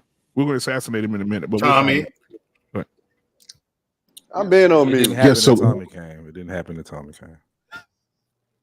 Yes, I was going to say that one thing is, first of all, I did need my dad. And the real truth is I struggle with wondering if he would be proud of me today. So one of the reasons why I work so hard is because I have this imagination that, you know, he's going to be like, son, I'm proud of you. You know what I mean? Son, I'm so proud of you. I still need my dad. You know what I mean? So I want to make that point clear. I need him. And I think anybody who's lost him, you know what I mean? You need that. So, but pivoting from that, I think two things. One, young men don't know how to be young, and older men don't know how to get older. And I think we try to figure that out. Like young men, we're forced to act more mature than we are, so we don't really get a chance to enjoy our youth. That's why we be like, dang, where my 20s go? Because we was stressing through them. And then a lot of older men don't know how to get older because you start reflecting on stuff you didn't get a chance to do, and that does something. So I think our generations, there has to be an appreciation for our elders. Like us, our generation has to find stuff in the generation ahead of us to say, you know what, thank you for that, and really pour that in because they didn't get that either. But then the older generation has to pour back into us and not try to make us reminisce on how great their times was. Like we're not going back to games and cartridges. We're just not doing it. And you can't tell me that those were the best times. No, it wasn't. It was They great were. when PlayStation came out. No, when PlayStation came out, that's Man, when Super things Mario changed. Brothers, man. What you talking about? Paul Bennett, absolutely. You don't know the stress of blowing in the cartridge trying to get it to work. I got Yeah. Assassin's Creed. Man. Stop playing. I was gonna say too. blowing in the goddamn cartridge. I was gonna say too. Also, you guys' generation is the most immature older people ever, bro. Like if you look at 50, 55-year-olds now compared to what they were when we were growing up, like you look like I need to be giving advice to these motherfuckers. If you look at some of the women on Lil Duval page, what he called the aunties of the week, that's the elders now. First of all, nigga, aunties of the week. Second of all, Arshawn, hadn't heard from you in a minute. What you have wasn't answered. Don't ask me to talk right after Tommy B just called me out. Most immature. right. No. It's about immature in the face and shit. Wait a minute. How old are you, Arshawn? I'm 43, man. Damn, that He's nigga Gen X. old as fuck. Yeah, he's Gen X, bro. Yeah. Damn. Yeah, Tommy. Hey, And like- Rashawn, but you ain't too old. You ain't too old to say the fuck. Man. But that's why I pointed it out earlier, man. Because that's what I'm saying. What Tommy B just said. Like at 40, I was a chat troll, so I know we some of us have a hard time moving on to the next. It's like you get them little Twitter fingers, boy. It just we did not get to live the same type of childhood that the millennials got, and I think that goes back to the jealousy. Because this childhood y'all got was amazing. Like, y'all didn't get the blowing in the cartridge. Y'all didn't get to having to go to the arcade. Y'all got the console in your house with the 4K graphics. Man, I promise you, the childhood of these, there's a lot of us that want to live like y'all got to live. Like with the fruit snacks in the house. Fruit snacks? Bro. Come on, man. See, we got to find a way to divide this shit because I went through all of that. That's why I'm getting so confused here, dog. Like, I'm like, what the hell? Dreamcast, Nintendo, Super Bro, Nintendo, I had Atari. PlayStation. I had What are we Atari. talking about? Yes, I had Atari. I had Atari. All right, but I had a Dreamcast. Nintendo 64 ColecoVision. This nigga said Dreamcast like that's old. Nigga, I was in high school when Dreamcast came out. Yeah, I'm mad. Bolo said the ColecoVision. Oh yeah, ColecoVision. Yeah, with the numbers, with the dial pad and the stick. Yeah. Don't forget the GameCube and the Wii. Y'all remember when you had to call up WPIX and on the television? Picks. Was the ColecoVision powered by gasoline or what? Diesel, actually. Yeah, And you know what? All these streaming services y'all got for everything, movies, games, music. Man, come on. We had to go to Blockbuster. Now the truth comes out. Yeah, we had to go to Blockbuster. And it was $5 for one movie. To rent one movie is $5. You had it for 3 days. Wow. You know what I'm saying? We had $5. But I think that's why the 80, like, I don't know where it would end, but like somewhere around like that 81, 82 up to I guess like 86.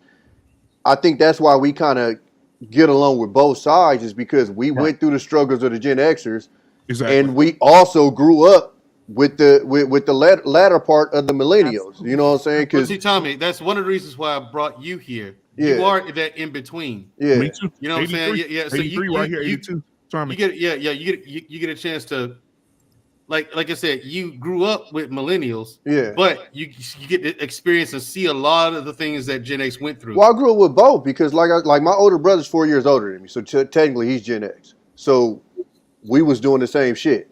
At the same time, I got younger brothers that's 89 and 93. So I also grew up with them as well. Mm-hmm. So I kind of had both sides of it. Yeah. Huh? No, nigga, the year they was born. So I ain't gonna lie, I was gonna ask the same thing. So PJ. No, because I didn't want to say millennial, because then I got to say the year. So I just say the year they was born. But so for me, like I don't have the frustrations of the Gen Xers, but I do understand the struggle that they came from, and then I understand the outlook on some of the millennials, but I don't have like the disdain that they have for the Gen Xers. So I'm like literally in the middle, kind of watching both sides fight, and I'm just in there like, because I don't have a dog in the fight. Like I don't hate Gen Xers, and I don't hate millennials either. Like I'm just I'm chilling. Here. Same here. Yeah, but even when it came to decorative TVs, you know, you used to have the wood TV with the tube in it. And then with the booty on the back. Yeah, with the booty on the back. And then your mom will put flowers on top of it, pictures and shit on top of it. No, Black man. You talking that full model TV? Yeah. Here go one thing, Black man. Had the record player If your refrigerator had an ice maker, nigga, you was rich. Yeah, you were. You were. If your refrigerator had an ice maker, nigga, you made it. And that's straight the fuck up. That's what I'm saying. It went from us having to have 4 people to carry a TV in the house to now you can just pick the handle up on the box and just walk through the door with it. You know, and now even the TVs now are even getting more advanced where they have one now. So Samsung just invented one where you can just put it on the wall and roll it flat across the damn wall. I saw that 6 years ago. They've been working on that for a long time. Yeah, but here's the thing, though. For me, one issue I had with millennials is that, for me, it's the attitude, the dismissive attitude. I think that's, and then I'd be okay with that if they were smart enough to handle themselves. But they do that and then walk right out the door and run straight into a brick wall. And this is like, yo, you sitting here, you're right here barking and woofing. You know what I'm saying? Just woofing, and then turn right around and hit an electric fence with a sign right there that says, "Don't touch the electric fence." Yeah, just turn it. And you do, and I'm like, you do know that you did that to yourself, right? Did you read the sign? Yeah, I read the sign. Did you understand what it said? Yeah, but you did it anyway. But Mandrell, it's all about passing the torch too, man. But you didn't want to listen to me. Right. I understand that. I'm just like, it's about passing the torch too, Mandrell, because I'm gonna tell you something my grandfather said. It's just wait. It's the lack of incompetence and lack of competence, or lack of competence, and okay. it's that was a millennial. But hold on, you can't say that because our generation is why we own this motherfucker right now. So clearly we was competent. See, there it is. Lack of competence. Anyway, I'm just saying. I'm fucking with you, Tommy. No, what I'm saying is, it's like they're okay with being incompetent. They know they're incompetent, and they're okay with it. Mm-hmm. Like it's just like it's just a comparison to like the older, like say boomers. You know, how we're sitting here saying like those jokes is hard headed. They know they're hard headed, and they're okay with being stuck in their ways. Right. You know what I'm saying? I know there's a lot of millennials. Those are the ones that frustrate me the most. The ones who don't want to learn and know they need to. I don't think they don't want to learn. I think it's the way that you come at them. Because let me say this. But before my grandfather died, he was up in very, very well up in age. But he started to have a change of mind. And my grandfather said, as an older man, I should have been teaching you how to prepare you for the things that I worked hard for because I'm not always going to be here. He said, but what I've learned is that when you're on a highway, you have to learn as a person, you have to know when to take your exit and allow somebody else to come up and learn from them. And I think what's happening right now is the millennials are exceeding and excelling at a high rate. And the older people are like, damn, they're feeling left out because, okay, what can we tell these people when they can type in a password and see their bank? Their bank account, or they're tapping their debit cards on top of machines to pay for stuff, and I'm still writing checks. And the thing is, as far as teaching them, line. Yeah, and the thing is, like, I think that what we need to teach them is to go back to what Mr. Bennett said earlier. The lessons we need to teach, I try to teach at least, is wisdom and foresight. You know what I'm saying? And if I've seen it before, I'm going to tell you, hey man, that train coming. Get off the tracks. You know what I'm saying? If you're still on the train, hey, you know that train coming. Oh, it is? Okay, my bad. Wisdom is what we have to pass down now because we had a unique experience unlike any generation before us. Right. Again, when this whole thing landed and changed, it happened right on top of our heads, and we had to adjust and adapt. Huh? I said I wanted to also address that also what you just asked. What he just asked? I got a little different take on it. Okay. Well, Bolo, you see you had to go. Bolo, thank you for coming. Bolo, thank you for coming. I appreciate you showing up, man. Just let me go. I love this. All right, Bolo. Have a good night. Man, thank you. Okay, no problem. Yeah, thank you. Good brother, Bolo. Keep doing it. You'll get one of these days. I'm gonna come get you. Hey, listen, Bolo, I got you, Bolo. Hey, listen, you guys, you just out of fucking line. That's what it is. Get your shit together, okay? Hey, Bolo. The 5-100, the 5-200, 3 and 4. Get out of there. Get out of line. Hey, Bolo, leave your email in the back. 200. All right, baby. I'm leaving my email in the back. Yeah, Bolo, leave your email in the back for. Bolo, can you imagine Bolo? It's a comedy break, guys. Can you imagine Bolo back in the day throwing up game on the ladies? Hey, listen, it doesn't even matter.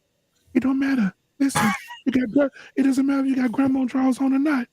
Bolo's here. I'm not infatuated with your draws on. I'm infatuated with what's going to happen when I pull them off. Wow. You know Bolo's a New Yorker, right? Could you imagine? He's a New Yorker. Can you imagine? Lord forgive us. You know what makes us wrong? Sir Hale is sitting right there and not saying nothing. Nothing to his name. He's not saying, he's not saying that. He enjoying it. I wanted to give what he said a sound effect.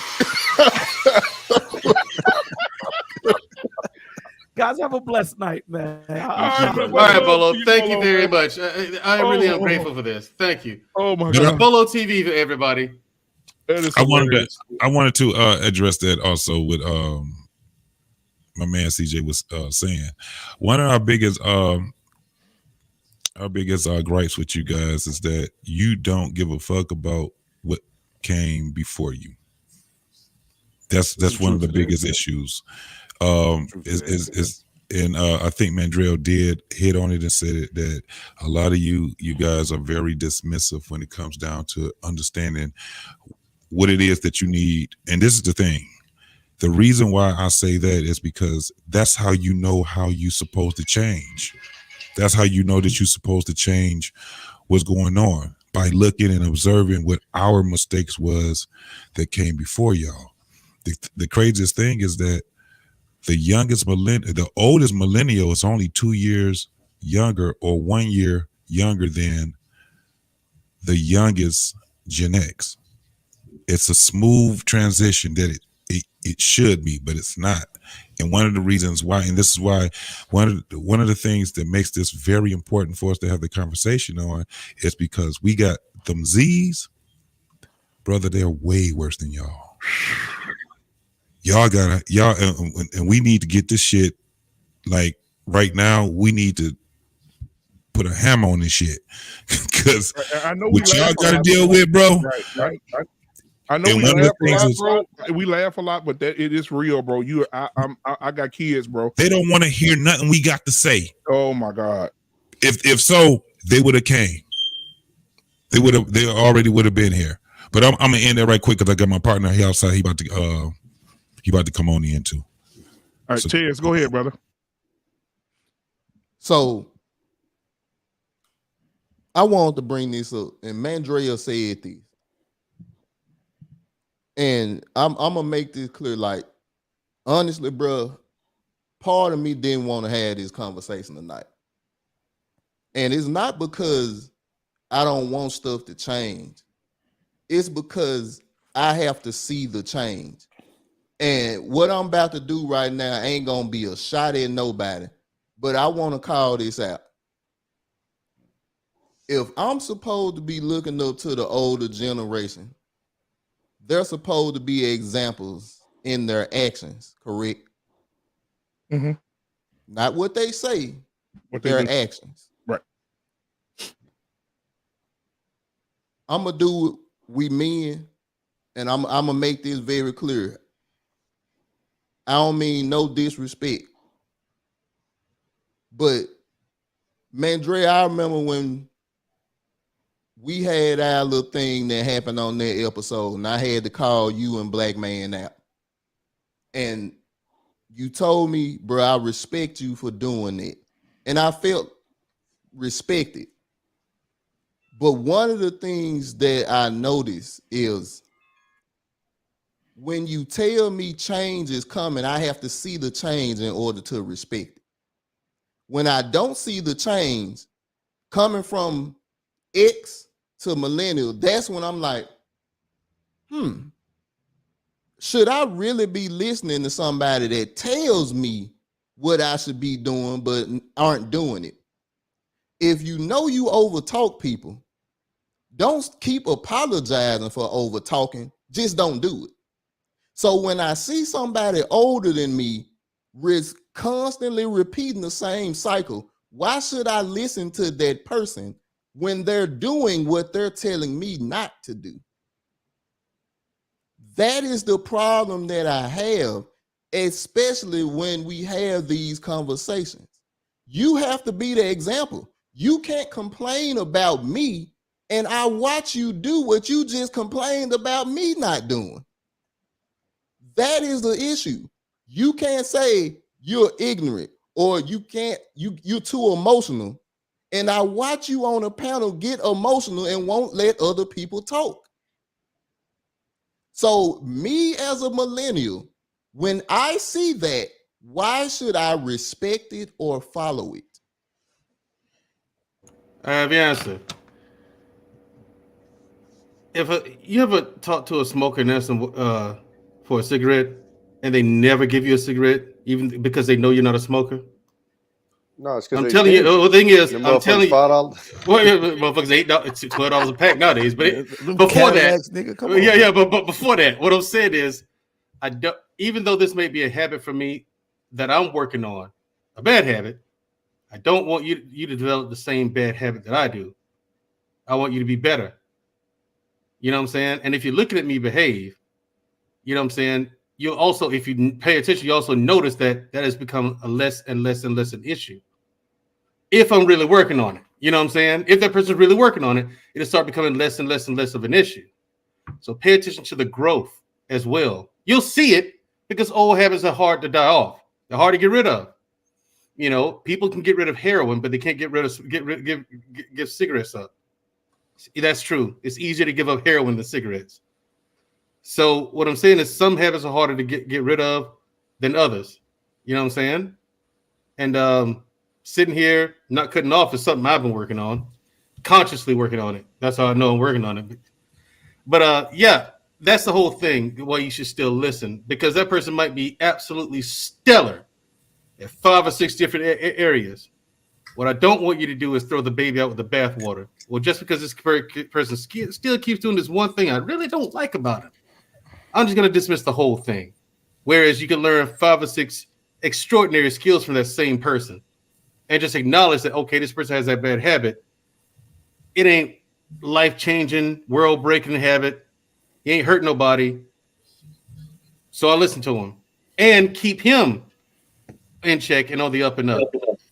Because I mean, yeah, me personally, I'm a person. I'll learn from anybody, younger, older, doesn't matter. You know what I'm saying? You got something to teach. I got ears and a brain to listen and comprehend. Let's see from Memphis. Go ahead. Even from Memphis, CJ, y'all got something to contribute to society, I guess. Anyway, but that's the reason why I would that's what I would counsel you to do, Tez, is don't throw the baby out the bathwater. Understand that we're all human. And sometimes, you know, superhumans make one mistake per lifetime until we're reborn. And then that mistake ain't there no more. So, but that's what it is, man. I don't want you to repeat my mistakes or pick up any bad habits. You know what I'm saying? That's why you should still listen. In my opinion, of course. Right. I want to say something real quick. You got it, Rashawn. I ain't gonna be long. But I just wanted to say a lot of the reasons that you get this, you know, mentality from the generation millennial, and I admit it's a problem. I'm not gonna act like it's not a problem. It is. But a lot of us grew up not respecting men because we didn't have them. Like, that's a big part of why you can't tell us shit. Because I was the man of the house when I was a little boy. You know what I'm saying? That's a part of it. But go ahead, Rashawn. I ain't want to hold y'all. Nah, let's be quick too. Tez, I'm gonna say forget everything Mandrell just said. Throw the baby out with the bathwater. Because instead of us, Generation X, we need to quit trying to win approval from the boomers, and we got to quit trying to win approval from the millennials. We got to approve ourselves. Like what is study to show thyself approved from the Bible? Like Jordan Peterson, get your own house in perfect order. We got to just do the work. We got to quit trying to get somebody to love us because we're like that lost generation. We got to quit. Y'all don't love us. They don't love us. We got to quit worrying about that. We got to just do something. That way somebody will respect us, because we're not just talking about professional stuff. This same inability to adapt to the societal shift is also playing out in our broken down relationships. So this isn't just one thing. Like, this is all the things, because we're not growing up and moving forward and progressing. Everybody sees us out here lacking. The women, the young people, the children, the older people, everybody. So that's what I wanted to jump in. That's a good point. And I like to hold on 1 second, Mr. Bennett. I'd like to welcome two people. We got Rob from What We Know podcast, who just came up to join his mentor, JT. JT, how's your sidekick tonight? Don't start no shit right now. Okay, cool. I would also like to. All right, Mandrell, you better relax. I'd also like to welcome Taros to the panel. Taros, glad you can make it, man. I remember you said you weren't sure if you could make it tonight, but I'm glad you were able to. Thank you for coming. Yes, sir. Hey, don't thank me. I had my wife and kids listening, and y'all was just going around in circles. I was like, yo, y'all about to hear some real shit, and y'all was just going around in circles. No. We're gonna have a real conversation. Yeah. So I gotta Okay. hop on this Well, go ahead and go then. First off, I want to be clear. I'm so thankful that I grew up with a father, because I know for a fact I don't have the, let's just say I don't have the ability to make it on my own. Like that's like, it takes a special kind of person. I just want to be clear, like no matter what, you know, ideology you believe in, it takes a special kind of person to have to rise up when you're already, as a black man, we're already 6 feet under, and then as a child growing up without a father, then you're buried another 6 feet. And so I know we started off dicey, but if Sir Hale's still there, I just want to say, man, I do respect you. We're the same age. I'm 35 as well, and I just want to say shout out, because I know I wouldn't be able to pull that off. You know what I mean? So I really appreciate, you know, seeing you making it and being successful. Which also goes to the point of why I'm so passionate, because I was talking to JT about this yesterday, talking about how privileged it is that we got kids. We now consider it a privilege now to actually grow up with a father figure, with a male role model. Like, how fucking shitty is that it's gotten to that point? But let's be clear, that's on you guys as Gen Xers, because you motherfuckers disappeared. You guys, you know, this is why I was telling Mandrell this yesterday, because he talked about 3 different resets, and I was like, well, you failed 3 different times. You just told me that every time you had an opportunity to reach out to the millennials, you chose to do the exact opposite. Well, bro, in real life, it's not 3rd time's the charm. It's 3 strikes you're out. Once you keep failing like that, I got no reason to go back to you. Right? And so a lot of the times, and this is the part where I got to push back on Mr. Bennett too, because what we're again talking about is nothing that had to do with competition. The things that we're talking about and trying to get Gen Xers to teach us about got shit to do with competition. Right? I told you guys this the first time. The things you were supposed to teach us was how to interact with police when we get pulled over by law enforcement. Why? Because you guys was facing some of the most highest incarceration rates ever. You were supposed to teach us that. That's right, but you was doing dumb shit, so you was getting locked up. You weren't there. Right? You were supposed to teach us how to fill out a resume, how to freaking do our time, how to do all that. Oh, that's right. You was out here running the streets. You don't know which baby was actually yours. And then when actually just given the chance to just own up to this shit, I get a whole bunch of yeah buts. Okay, well, guess what? I know you guys got a lot to say, but if you're going to constantly tell me that the things that isn't competition based, but your argument is that we're competitors, well, I'm going to treat you like a competitor.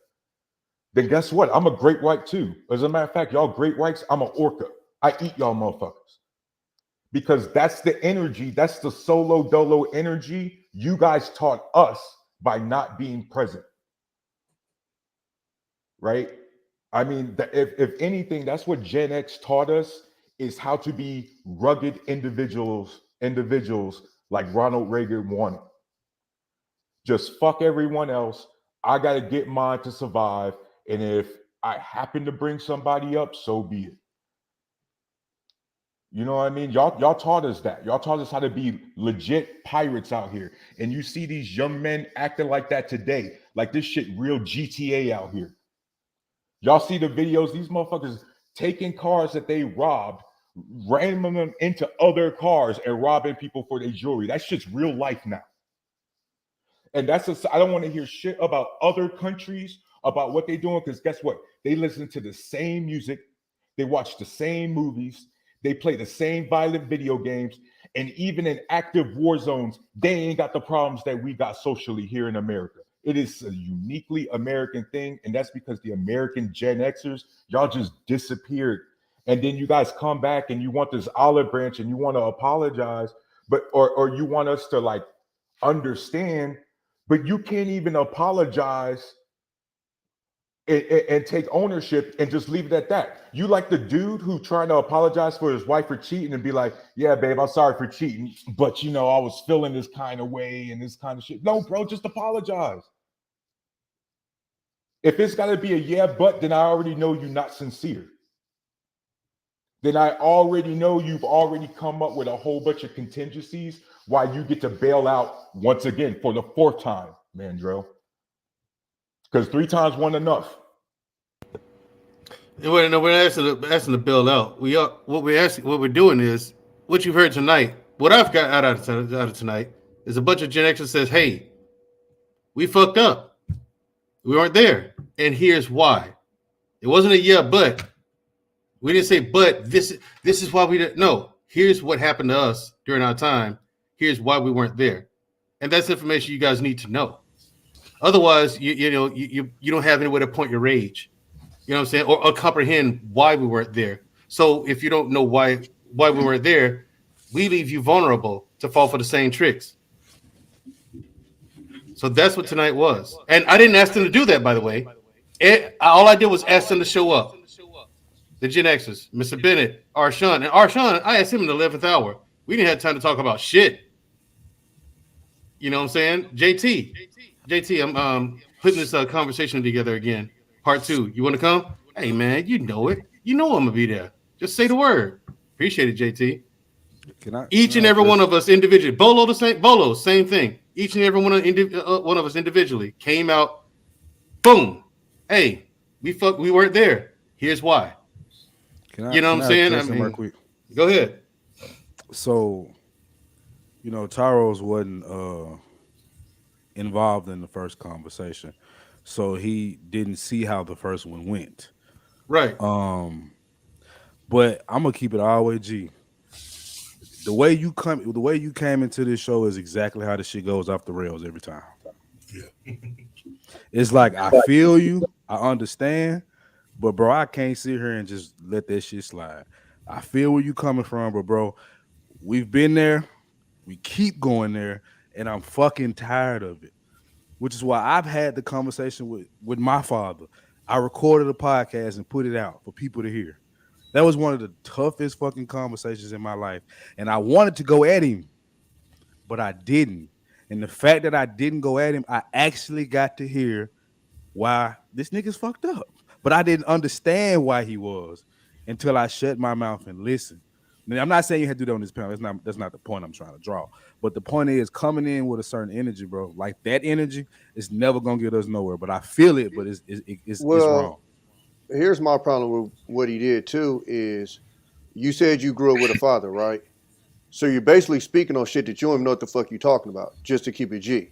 Because I grew up with a father too. So I'm not going to speak on what happened with them situations, even though I got family members and yada, yada, yada. So I kind of know. But if you grew up with a father, that ain't even your fight to have. Because if you really know the history, it ain't as simple as motherfuckers wasn't showing up.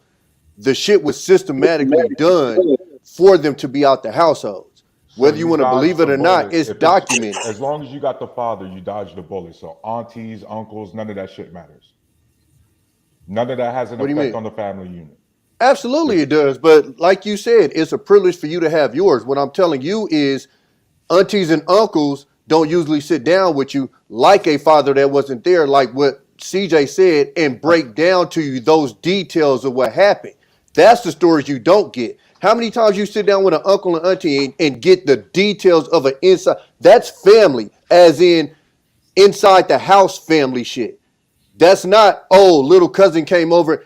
It ain't too many times uncles and aunties is breaking down to you the exact same shit they break down to your son. Now, if it happened to you, cool, you're an outlier. But for the most part, the shit my dad has broken down to me ain't the same shit he done broken down to my cousins and stuff like that. It's a whole different conversation, because why the fuck do I need to know why my uncle was? That ain't some shit as a youngster that I'd have been wondering. That's some shit my cousin would have been wondering, because that's his dad. But if you look back on the history of why a lot of these cats was missing, it was literally systematically done with the government, right, to get a lot of that shit to happen. And in order for me to know that information, guess what I had to do? Give a shit about what happens to my uncles and aunts. Know that history. You see what I mean? This is what I talk about with spinning around in circles and just going around in circles in this conversation, because we're not getting anywhere. Like the things you just said, guess what that requires? Me giving a shit about my uncles and aunts and cousins and everyone else. Me learning the history of the entire Black and Puerto Rican community in all of America, for that matter, not just a narrow linear point of view. And what I'm saying is the Gen Xers, that timeline, it got ripped out. We don't got the timeline. And every time we ask for the timeline, it's a yeah, but. It's a yeah, but, or we're competition. Well, guess what? If we're going to be competition, let me know. Because now the message keeps getting sent that it's competition in every aspect of life. This is what I'll be talking about on earlier panels, man. Right now, because Gen Xers disappeared, that line, that barrier that was supposed to be between our labor market and entertainment got woven into our everyday society, our everyday households. And you see the breakdown pointing from right there, because y'all dudes just disappeared. So yeah, man, I don't want to hear a yeah, but from them, bro. I just want to hear some straight up, yeah, this is on us. Go ahead, Arshawn. I'll go after you, sir, respectfully. Only thing I want to say is when I heard Tarus, I respect what everybody said to Tarus, but first of all, nice to meet you, sir. But I think the first thing we need to start with, because when I hear the young man speaking, what I hear is somebody that hurts just like I do from the generation before me. So because I hear that pain, instead of wanting to respond from my Gen X ego, I don't want to say, well, like, I don't want to get a yeah, but I want to say, how can I show up better for you today? Like, what can I do from right now? Like flat out. Like, cause all that, yeah, but I had it, but my mama, but my daddy, and not even shot, but the system, that don't matter to him. Anybody that's hurting right now, none of what I went through is gonna matter to them. So I gotta show up caring about them first. Cause what's that quote? Nobody cares how much you know until they know how much you care. So the first thing I gotta do is address this man's pain. And then after he knows that I've tapped in with him, like, I hear you, bro.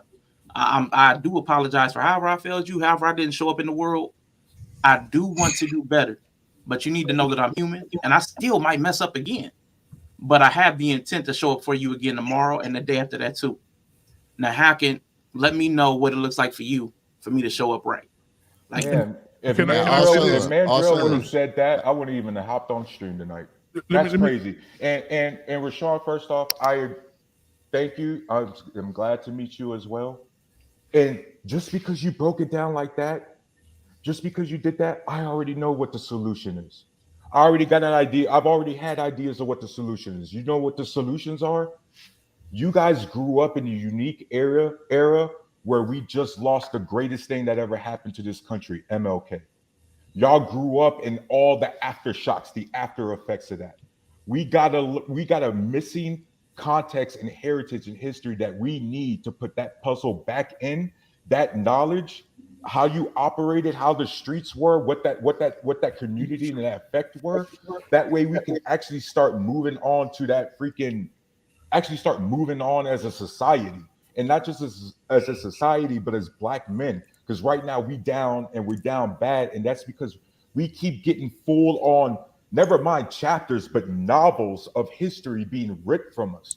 And right now, you're seeing a whole bunch of young men right now that are lost. They either not proud of their heritage or don't know their heritage, and so they latching on to heritage that don't belong to them. Taru, hold on. We need that history restored. That's what we need, and that shit ain't got nothing to do with competition. But listen, but even with that, Taru, I already established that. I said our frustration, you guys' frustration, is a byproduct of our frustration. I've already set that out. I've already put those together. I was the first one that sit back and said, listen, the Gen Xers started this, and this. That's why when you hear CJ saying he's kind of frustrated on how because it's kind of like when you came in, you kind of brought us back to there. We were already a little bit further than that, bro. We already had it at a point where we already have it established where it was coming from. Now what we have to do is find a new starting point. That's what we had. That's what we got to do now. That was all, and that's all I wanted to say because I know somebody else. And Arshawn, what I wanted to say, brother, what you did right there was use a screwdriver. See, you didn't use the hammer, and I'm gonna call this brother name. You didn't use the hammer Big Mike used when he was talking to Lou. Wow. He used the hammer instead of a screwdriver, and that's what I'm talking about. We gotta get past hammer can fix everything. Everybody don't respond well to the hammer being used. Sometimes you need a different set of tools to work on a different car.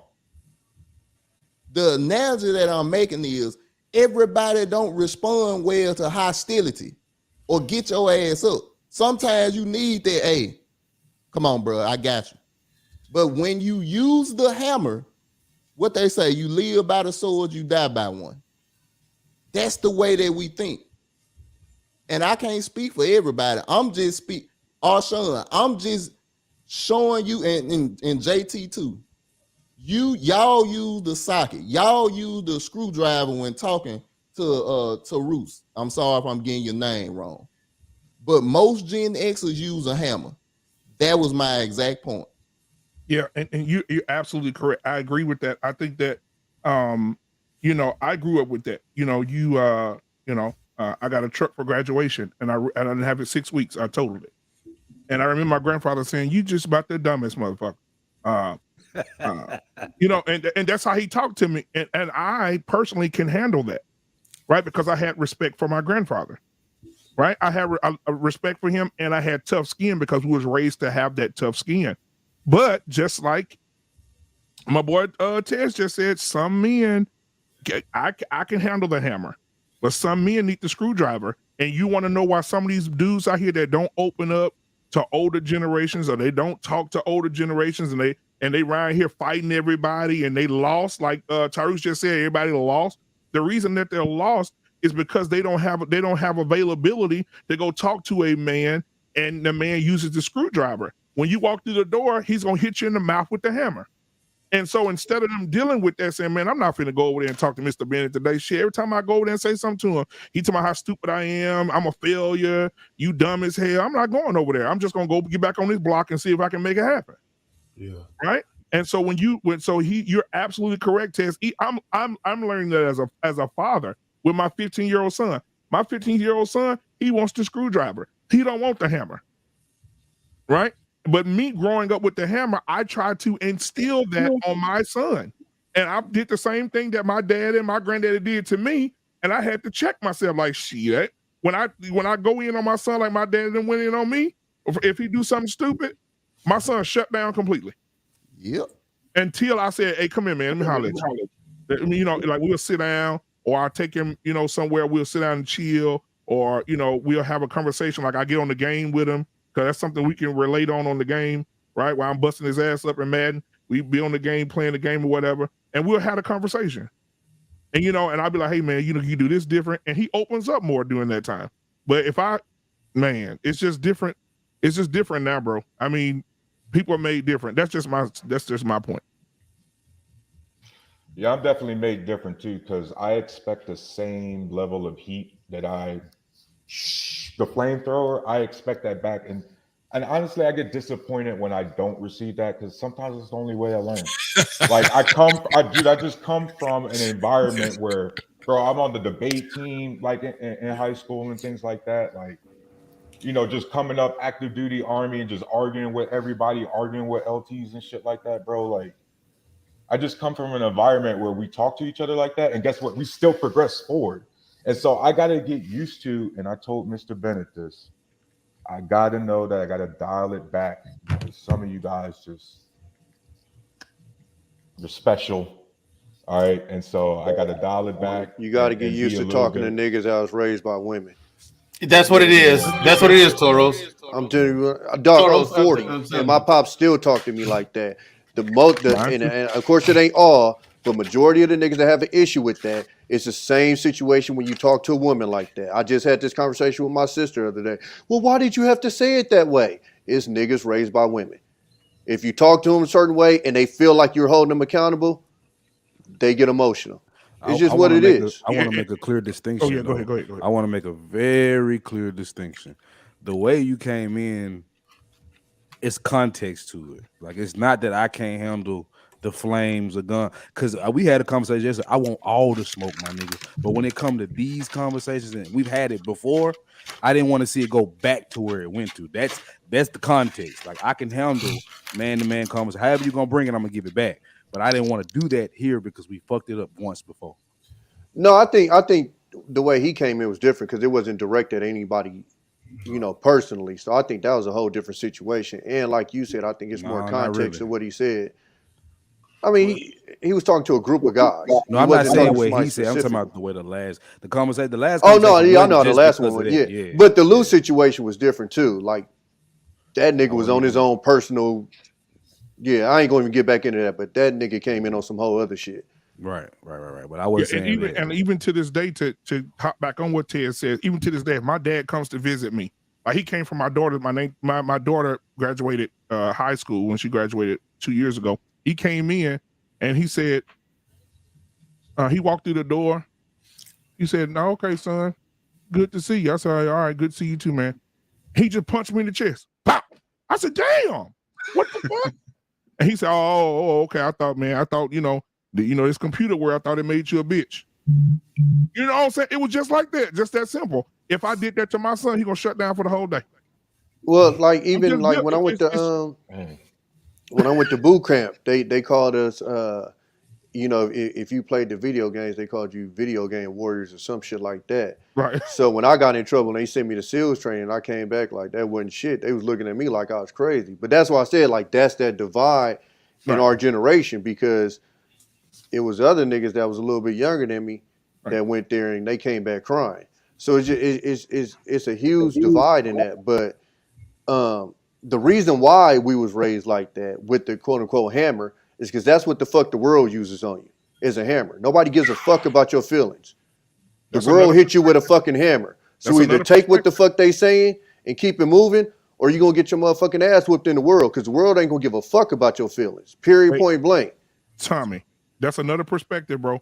Because I mean, I didn't. And that's what I was going to come back with, bro, with the hammer. I heard that a lot. Listen, I heard my dad tell my mom, I'm gonna raise him the way I'm gonna raise him. You don't know how to raise a man, right?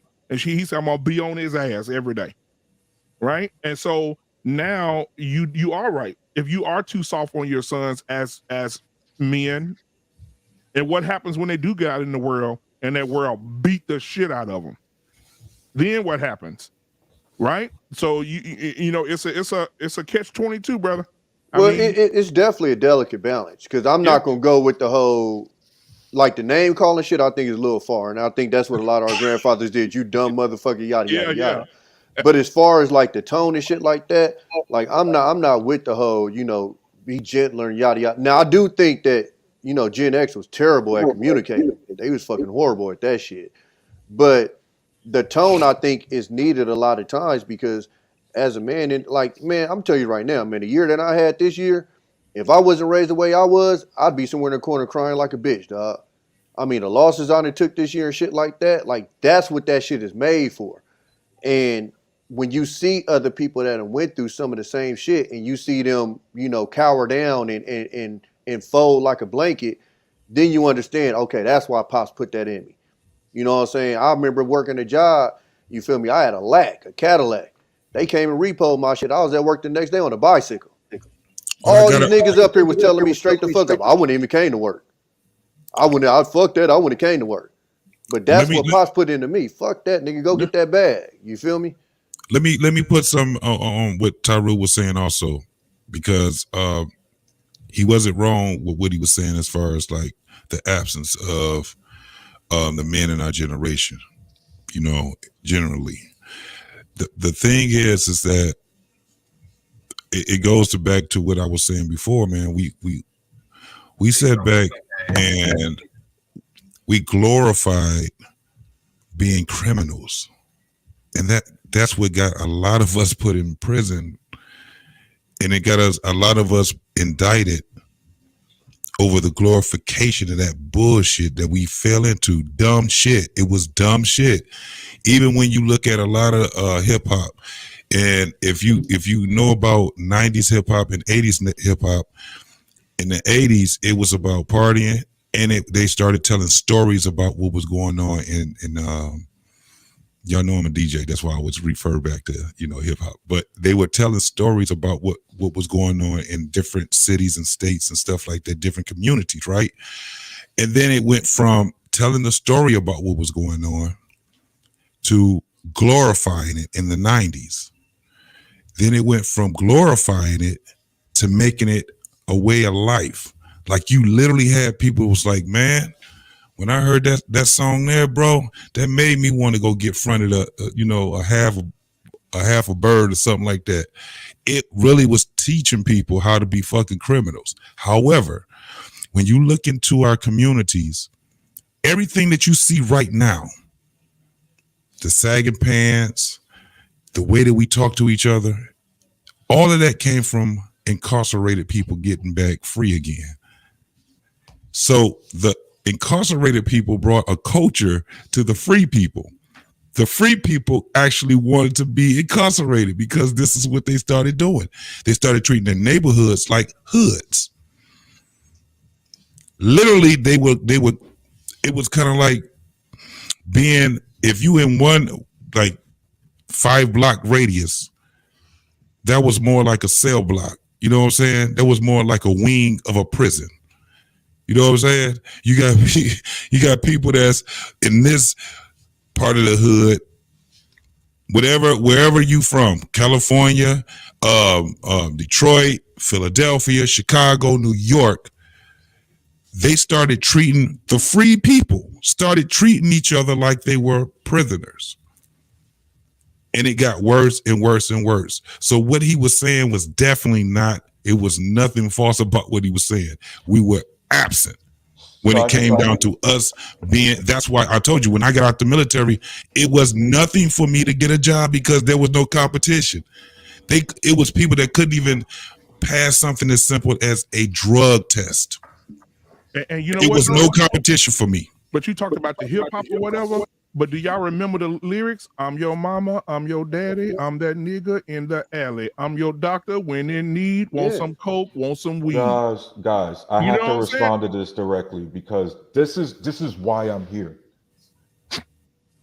I am not gonna let you, JT, keep spreading, and you do this unintentionally. You do this with good intentions, but you don't realize this.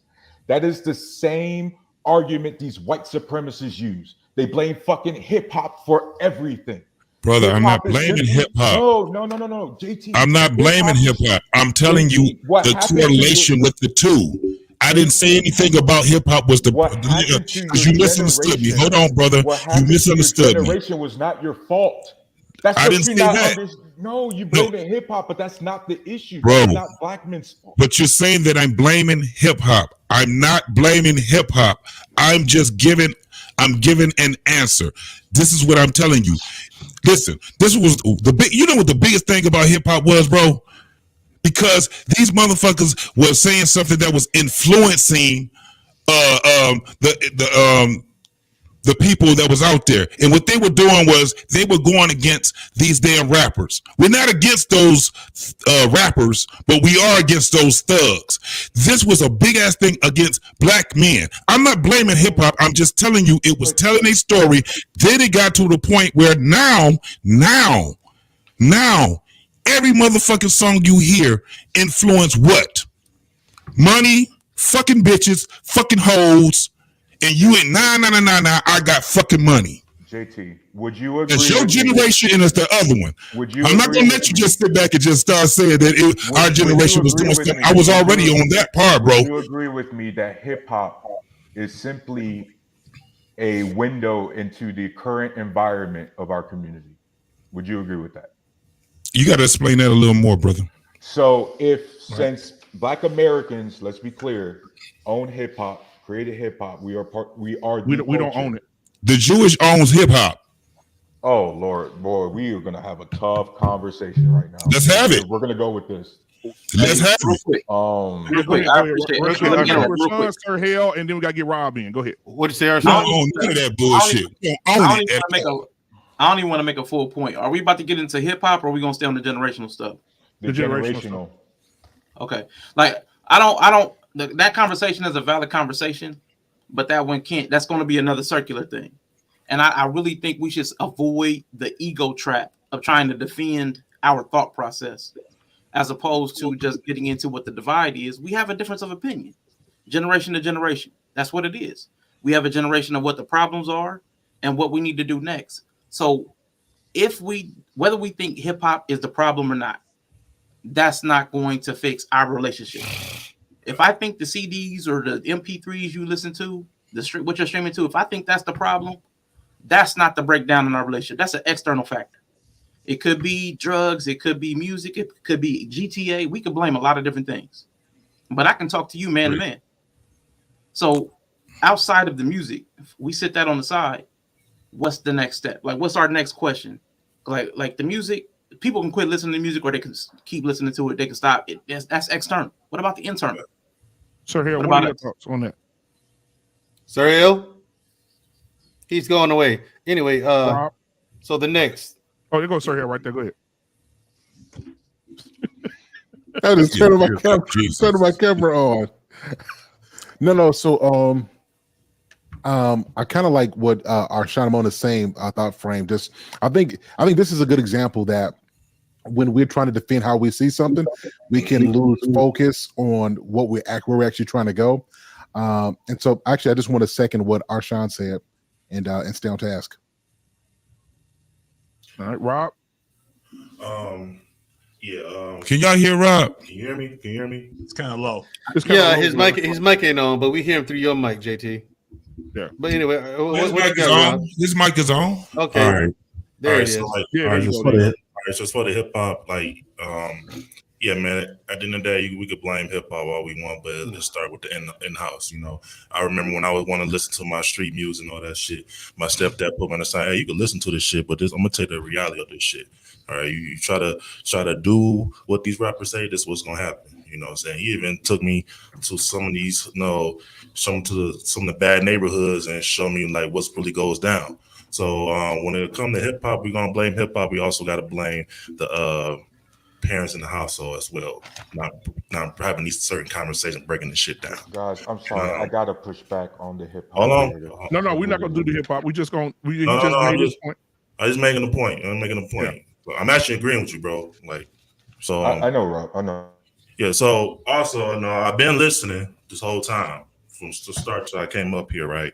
And I want to say I really commend y'all for doing what y'all doing right now, because I ain't gonna lie, I was not interested in doing this, and I just had a bad taste on the last show. I didn't know how the mindset was and everything, but I really commend you, because this is what we've really been asking for when it comes to millennials, just having a conversation and listening. And I think that's the biggest gap right there, that a lot of the Gen X don't listen. And I feel like, me as a millennial, I'm learning. I'm like learning from you guys in the States, and I'm learning what I need to do for the Gen Zs, So this conversation is needed, and I'm just want to say I'm thankful. This is a peaceful conversation. So now the question that I do have for Gen X, right? In real time, how many of y'all are taking are calling out or your peers in real time? Because you guys, taking accountability on this platform, but how many of y'all is calling out y'all all the peers? time, all the time. For me, calling out our peers for what exactly? So when they put smut on our name, talking about we ain't doing this, we ain't that, how all many the of y'all? time, all the time. And I think that just the thought of every time we have these conversations, Gen Xers and older talk about, oh yeah, I don't know anything. I mean, it's a ridiculous statement on its face. I mean, intelligence is all about how you adapt in the environment you're in. I can't hold you responsible for the environment that you're in. And don't tell me that millennials and Zs are less smart than guys who had no education back in the day, or all they did was dig in the mines or whatever. The environment that you grew up in is the environment that you grew up in, and you adapt to that environment. So I think the fact that we lead a lot of our conversations with that energy, I think automatically derails it. So again, I'm coming to this space saying, forget all of that. It's just me and you as human beings, as man to man. Let's have a conversation, and hopefully we can learn from each other through the conversation versus me coming in like I'm saying, oh, I got more knowledge than you do. And I said this even with my marriage. I've been married. I'll be 26 years married in March, but I already came. I made a decision that my last 25 years of marriage doesn't mean anything in the space. Because I know a lot of people who got divorced after 20 plus years of marriage. So what I say now is I'm in my 26th year of marriage. This is a 26th season. So that keeps me in a focus and a front mindset, so I can say, you know what, I can learn something from a newlywed. But if I come to this space saying, oh, I've been married 25 years, this guy's only been married 3 years, what can he tell me that I can't learn? Now, forget all that, because this is different times. I'm going to a different phase. My kids are grown. I'm empty nester. We just came to this 2 years of this pandemic, and a lot of people didn't make it. So for me, I got to be intentional every year about what I'm doing. So I'm just coming to this space saying, what is available. What if I can use it, I'll take it. If I can impart anything, then take what I say and discard the rest. But yeah, that mindset of these millennials don't know anything, especially in the world that for the most part we created. So the irony is we created this softer world that's made it easier for people, and then we're also complaining at the same time that they have it easier than we did. But we're the one who gave them the stuff. We created the technology for the most part for this to happen. So we can, it's like we created the Frankenstein monster, and then we're blaming the Frankenstein monster. What's going on? No disrespect. I'm just saying, use that as an example. But again, I'm coming into this. I'm not mad. I'm not angry. I'm not jealous. I'm not envious of millennials and Zers. I have them. I love them. I want them to do well. And I'm trying to still live in the world that they're in. And I think in a lot of respects, what's also missing is we don't have this transfer. Movements and change is of young people. It's always has been. I hate it when we talk about Martin Luther King and MLK and all these people. These were millennials. We talk about, Martin and Malcolm, they both died at 39 years old, younger than most of the guys on this panel. When Martin Luther King got started with the bus boycott, he was 25 years old. So we talking about, but all these guys who were in their 50s, 60s, and 70s are wanting to hold on to power. No, this should be your show. Here, you guys supposed to take the reins and go with it. Come to me if you want some wisdom or perspective to help you make decisions, but you have to drive it. I'm not trying to hold on to anything in these spaces. I think you guys need to take the baton and go. If I can be of help, I'm here. I'm here as a resource. You can call me. But I'm not trying to, show you or give you knowledge that's not going to be useful. That's not where I'm here. Yeah, so I think I'm checking older guys on that all the time. I have those conversations all the time. And Mr. Bennett, can I say something, Mr. Bennett? Because I do want to say something to what Mandrell said and Mr. Bennett said. We say some of the men, especially on these panels, they say they hold those older men accountable, but most of the time it's a joking party, right? So one of the older men will say something, and then the older men will be like, yeah, I told you there's some punk asses. I knew it, them bitch ass niggas, right? So it turns into a comedy show of these niggas ain't shit, right? And so, but I did want to say that, but I did want to go into this as well. Even now, I saw today, my 12-year-old son said, "Daddy, college is a waste of time." And I said, "Waste of time?" He said, "Yeah." I said, "Who told you that?" He Whoever said, eating, we can hear you eating. He said, "Yeah, that's Tommy." He said, "It's a waste of time." And I said, "Why is it a waste of time, son?" He said, I said, "Who told you that?" He said, "I heard Elon Musk say that today at school on a video." I said, He did "Oh, say okay." that. I said, "Okay." He said, I said, "So can you explain to me why?" Now, I could have went into, I don't give a damn what Elon said, your ass going to college, right? But you can't go about it that way. Then my son opened my eyes to something else. He said, "Daddy, you know what?" Fuck Elon. Yeah, you're right. He said, "You know what?" He said, "Daddy, do you know who Ryan KG is?" I said, "I don't know no damn Ryan KG. Who's that, son?"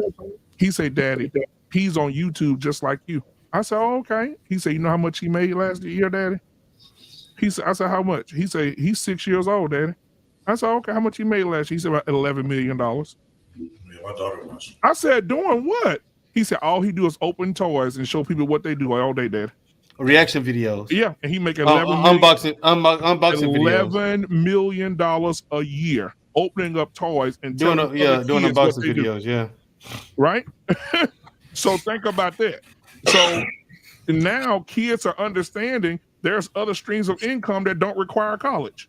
And check it out, Black Man. The mentality you had, your reaction, is the same reaction that you guys look at us and come at us about telling we were wrong. So you being a father, you're experiencing the same thing we have. You know what I'm saying? And you're having the same reaction. Now, what you're gonna do about it is probably gonna be different from what we would do. Yeah. And that's a good thing. Okay. But perspective is what I was looking for here tonight. We got plenty of it. And with your example of how your interaction with your child, perfect opportunity. Yeah. Yes, and that's what I definitely. did. It's a Yeah, shock. It's like because again, that programming growing up, go to Yeah. college, get a job, go to Mhm, college, get a mhm, job, go to mhm. college, get it. We now know that college is nothing more than an option. You don't have to do that to be successful. You know what I'm saying? That program, go to college, get a job. You know, you're like, college is a waste of time. Who told you that? I don't care what you say. You going to college now? That So kid next year makes a net if he nets 6 million.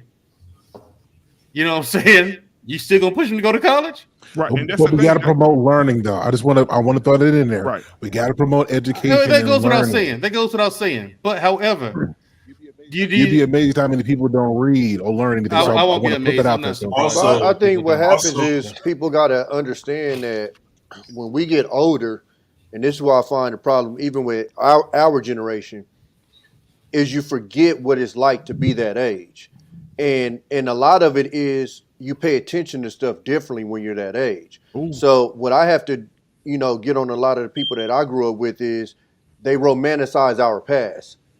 Oh, this generation is so bad, yada yada yada. The murders was double when we was growing up. But see, the difference is when you're a teenager and you run around, you ain't paying attention to the newspaper. You're not worried about your kid going out there. You just living. Now, when you become 35, 40, you got kids. Now it's like, oh, they out there doing what? You're looking at it through a whole different lens. And then you start romanticizing when you was coming up, when actually, if you looked at the numbers back then, it was even worse. So I think with these generations, people, because what we're talking about pretty much happens with every generation, and it's starting to happen with our generation as we're complaining about Gen X. And it's this whole romanticize the past, everything was perfect when we grew up, and everything that y'all doing is wrong. And I find myself arguing with a lot of people in our generation because I'm like, dog, that's not true. It's just factually not true. And if you go look back on when we grew up, it's factually not true. But again, when you're 14 and you're living life, you're not soaking in the information in your environment like you are when you're 35 and 40, and you're actually paying attention to stuff like the politics, what's going on with the kids from a parent's eye view, what's going on out there in the streets from a parent's eye view. It's a completely different way of looking at it. And I think that's what ends up creating a lot of these divides is you're talking to a youngster as if you've never had that mind state of a youngster. You're talking to that youngster through the eyes of a 35, 40-year-old instead of trying to look at it through their eyes as a youngster, as them learning and trying to figure out this world. Hey, Now, Tommy, I do agree. 1 second, I'll let you rock, Rob. But I do agree with what Sir Hale said about the learning curve, about teaching them to learn, and they have to learn because you do have a lot of empty minds, and that needs to be filled with some type of education. And the other day, it was seen to put out as a joke, but it wasn't joke. It wasn't a joke. But one of the kids asked his dad, which his dad was a teacher, what year were you born? And the daddy told him, I was born in 1983. He said, so you were in slavery. And I'm looking at it like, what did he just? I had to go watch it again. He said, "Daddy, how was you were in slavery? You were a slave?" That's because kids are assholes. I mean, it was a smaller kid. So if it was a teenager, I would have said he was being a butthole. But he asked his daddy, man, like, but a lot of kids, they really, even when it comes to the reading, a lot of our young Black men are really, really struggling with reading, with learning how to read, learning how to comprehend. And if you go look at the numbers, statistically speaking, if you look at the numbers are very low on our boys reading, guys. I mean, it's really bad. And so I do understand what Sir Hill is saying about, yes, they do have to learn. They got to. It's imperative. Because you got to read contracts, you got to sign things, you got to be able to understand and articulate to live just a basic life. You got to learn how to do the basic. You got to learn how to talk. So I do agree with that. But I do also agree that there's multiple ways of getting income now, and a lot of people never go to college, and they succeed very, very well. I'm not telling people not to go, but like Jenny just put in the chat. She said, college is a way of starting your life off in debt. And a lot of people feel that way. A lot of people feel like Jenny. But before we move on, this $10 super chat is for my boys for the 5100 from Jay. It's a $10 super chat. So we appreciate them for giving their super chat for the 5100. Same cycle. The next generation will be critiquing this one the same way as every other generation. The times will get harder, not better, and anger never solve the issues. Understanding is a better tool. Thank you so much, Jay. We appreciate you. All right, go ahead, Rob. Oh, yeah. So I want to piggyback a little bit what you just said, Black Man and Sir Hill, and I want to piggyback what time you said. When it comes to school, right, I agree with like everything you said. And another thing that we need to start telling younger people, I tell my little cousin, she's a sophomore in college now. She's my first cousin. I told her, like, take advantage of it. Understand that school is a lot of capital in school. And what I mean by that, you never know who might be your friend. So the person that you meet in college might be the next goddamn billionaire, might be the next president. I want you to get as many connections as you can. You just never know. So we could talk about the education, and we could talk about how much school don't do nothing. But one thing I would never say is the capital that school brings. So also Tommy B, everything you just said was right on the money, bro. Because I remember having a conversation with my stepdad, and he was telling me about his little nephew, right? And I was telling him, he was telling me, man, I be trying to tell him, like, hey, you need to do X, Y, and Z, and sometimes I could tell go one year after the other. And I have to explain to him, like, hey, Kev, you got to understand, like, when it comes to advice, it's a lifetime. So just because the advice you give him might not seem that he's not listening, but it's still going to be, he's still going to cherish that because your advice might be needed, in the future when he really needed the most so he could adapt to shit. One of my favorite quotes by Tupac, I ain't saying I could change the world, but I could at least, plant the seed, create change. So we need to start and I hope like a lot of people my generation understand that, like, when we like try to tell like Gen Zs or anybody younger than us, don't have the mindset like they not listening. No, they listening. It's not for them right now. We got to continue to plant the seed. This is why you hear me say, like, hey, Hey, I feel like children is a solution. I said it because we need to. I'm not trying to say that we need to save every kid, but we need to plant as many seeds as we can if we want to see real change. Because the damage is already done. So we got to understand that kids is not gonna be kids Rob, forever. you're bringing up a real like deep point right now. Yeah, man. So we just need to start understanding that, bro. This shit. Like what we doing right now. This shit ain't for us. This for them. For the next generation, the next generation. Years down the line, somebody gonna see this shit. A kid, fucking 2050 might see this shit. So we have to understand that. One thing that most dudes that grew up with a pops. Tommy, we're gonna do final thoughts. Go ahead, Okay. Tommy. One thing that most dudes that grew up with a pops would tell you is that's 100% true. Like I was a knucklehead, and my pops told me a whole bunch of shit that just went out the other. But when that advice applied, it was still in my head, and I was able to enact it then. So, like you said, a lot of the information that you're given, they might not even take it in or necessarily use it at that time. But as long as you plant that seed, when they face that situation that you're talking about, that seed is going to be planted. And so it took a while for me to for me personally to understand like, oh yeah, my pops know what the fuck he talking about. So, he would tell me stuff and I'd do me. And then finally, when he was right 4 or 5 times in a row, I'm like, damn, blood, know what he talking about. It clicked for me. And then after that, now when he gives me the advice, it's all being soaked in. But a lot of times you kind of got to throw that out there, let them live a little bit. And then when they run into that thing and they stumble and they go, damn, he did say this was going to happen. Or damn, he said yada, yada, yada. That's when it starts, the pieces start coming together. And then they go, oh, okay, he do know what he's talking about. All right. So Tommy, go ahead and give your final thoughts and then we'll move on to the next person. Oh, yeah. So I think it was a cool show. Definitely a needed conversation. I just think that, like I said earlier, I think a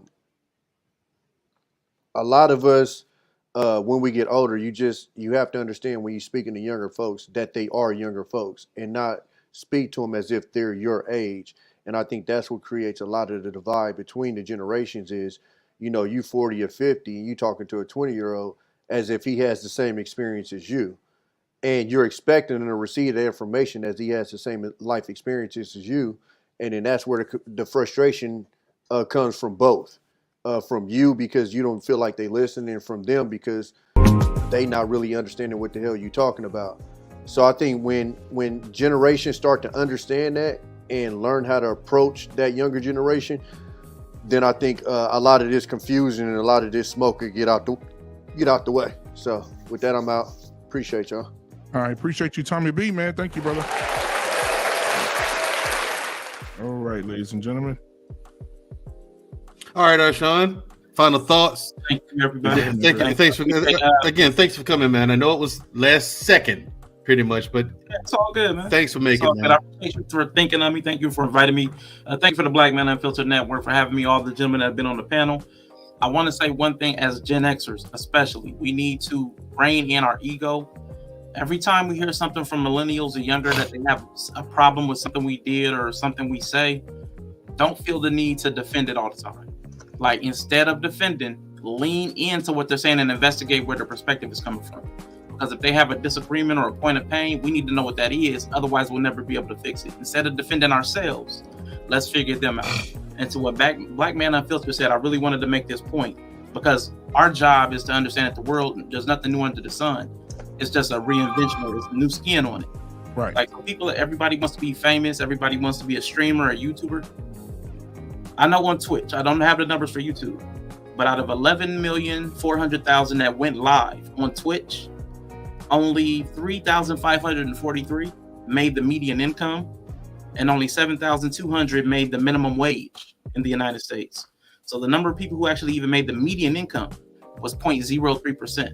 So we have to understand that the nature of people is going to be selfish and a little bit a little bit selfish, a little bit I can't think of the word, but the path of least resistance.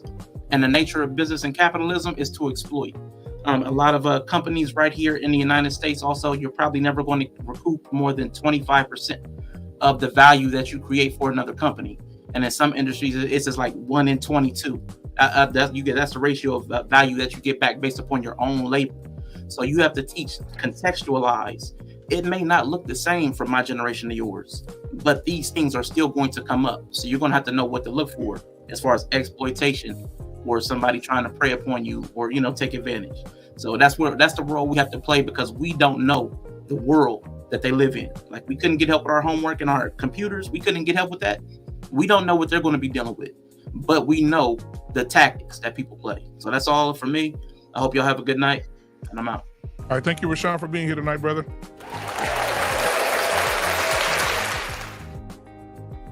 Sir Hill speaks.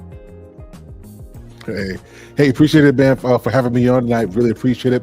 I'm Mandrell, great host tonight. Black Man always does what he does. So just plain and simple. So generations, we've clashed long enough, and I think we have an opportunity to bridge those gaps. And I think rather than focusing on what we didn't get, and I know how difficult that can be, I think now it's time to find a path forward. Because the truth is, in all of our generations, all of us didn't get something we needed. And so I think we should take those experiences and work to bridge those gaps and make it better going forward. Because the people coming behind us are going to have issues. And if we don't have the capacity to handle that conflict now, it's going to be the very same thing, with the generation coming behind us. So let's build forward. Let's build a path forward, and let's appreciate each other. Appreciate you guys. All right, Sir Hill speaks. Thank you, my brother. Appreciate it, man. Root. Hey. So. Hey, man, listen, bro. Hold on. First of all, let's get this out the way, bro. You're not finna come to the camera licking your lips and shit like you LL Cool J or Michael Williams from '93 in New Jack City, bro. God. Look, man, just tell me to mute or to close the camera or whatever, man. Go ahead, bro. Tonight was a perfect example of how a lot of y'all might think this was reckless, but I learned so much. Once again, I come on these panels and I learn so much. And this is what I'm trying to tell y'all.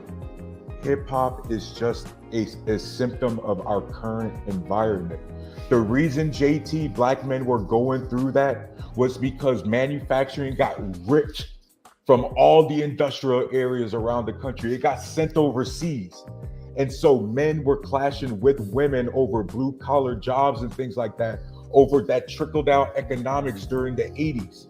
What was paired with that? The war on drugs got kicked up even more, right? And so a lot of the things that when you're saying hip hop, that's what these white conservatives was using, the arguments they was using to put more of you guys in jail. Don't use those arguments. The reason why our people was hurting, why a lot of black men in our communities was being like more violent and impoverished more, was because of those freaking trickle down economics and that rugged individualism that was preached upon American culture. It sent our manufacturing overseas to China and Mexico and all these other places, and it didn't just fuck the black community, it fucked everybody. That caused more competition and more resentment that we already wasn't past. And so of course, the majority is gonna blame it on the minorities, and of course, black men are gonna get it. That's not hip hop's fault. That's another fucking symptom of systemic racism that we got to start attaching. Like, we got to start having a political and infrastructure mindset toward, because that hip hop stuff, that's how they use the culture wars on Fox News.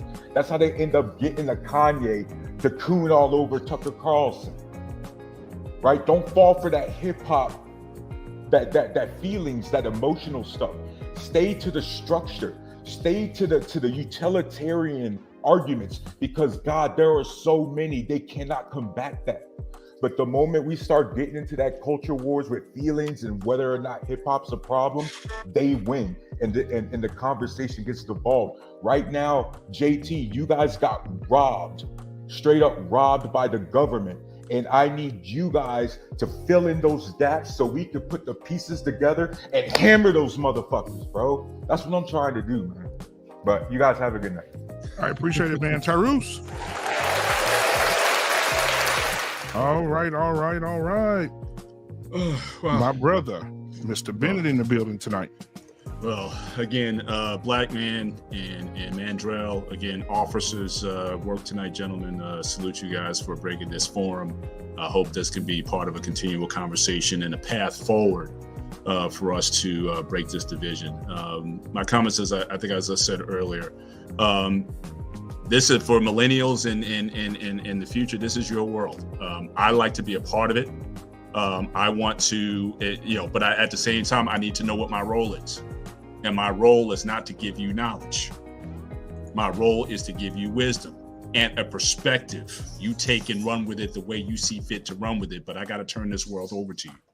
So I think one thing we can do as a solution, again, that we, as far as, we certainly there's systematic issues that we need to attack globally or certainly within the society, the systemic issues. But one thing that every one of us, if you're a Gen Xer, you need to have somebody in your life, find somebody in your life who you can be an influence with, a mentor to, 35, 40 years old, somebody who you can develop those relationships with. And just operate in spaces where you can feel comfortable. But again, don't try to sun people. Don't try to, thank you. Don't try to impart, your knowledge, because again, it's ineffective. But be an ear to listen, a sounding board, even if it's for them to vent. Just let them know that you understand that the world that they're coming from. And again, be a sounding board and say, hey, have you considered this? And then let it roll after that. So again, I'm done with the generational wars. I'm done with all that, the culture wars. I just want our people to be successful. I want millennials and Gen Zers to be successful, and I'm here for you. And I want you to be able to reach out to me anytime. And the way you do that, I want you to do this, is I want you to pick up the phone. Wow. And I want you to call. I want you to dial in. The rodeo. And I want you to give me a call. I'm here to listen. It's gonna take an hour. I'm here. It doesn't matter. I will wait for you for the hour. I will wait for you. But call me. Anybody, you know my information, my Instagram, my IG, or whatever. But again, if you still got the old dial-up, if you live at your grandmother's home, if you still got the dial-up phone, get on the phone and call me, and I will be here for you. Okay. Just Gen Xer is here for you. So again, I love you guys. I respect you. You guys are awesome. You guys are great. Now it's not again. You know what the bad thing? 555-1212 is my number. Call me up and we can have a conversation. Right? Mr. Bennett, you know the bad thing about that phone? What's that? You messed around and hit the wrong number. It had to start over. That's all over again. But see now what it did do. Now again, we talk about patience. One thing this phone did is it gave you patience, all right? So and to do things correctly the first time. Yeah. So there are some things that the OGs can still impart to you. Patience is still a virtue to you. So I can't show you how to be patient on this telephone, but there's other areas where patience is a virtue and certainly something you can use. So just take this as a perspective, all right? Absolutely. But again, I love you guys, really. Anytime anybody wants to reach out to me, if I have something to impart, I'm just here to share, nothing else. But Black Man, Mandrell, thanks for the opportunity tonight. Thanks for sharing. And and I'm here for you anytime, guys. Take care. God bless. All right, Mr. Bennett, thank you so much, man, for being here tonight, bro. Yes, all right, next up, we got the What We Know podcast, man. Listen here, we got a double coming up, bro. All right, we got the What We Know podcast in the building tonight, man. Go ahead and talk that talk. I'll go first. All right. First thing first. What up, twin? My twin, what up, dog? Hey, man, we get a DNA test tomorrow, bro. Man. You want to use Ancestry. Papa was a rolling stone. Go ahead, damn. First thing first, I want to say happy birthday to my wife. Hey, happy birthday, girl! I got something for you when I get home. Uh-oh. Sorry. Hey, your stripper name is Butter Pecan tonight, goddamn. Oh yeah.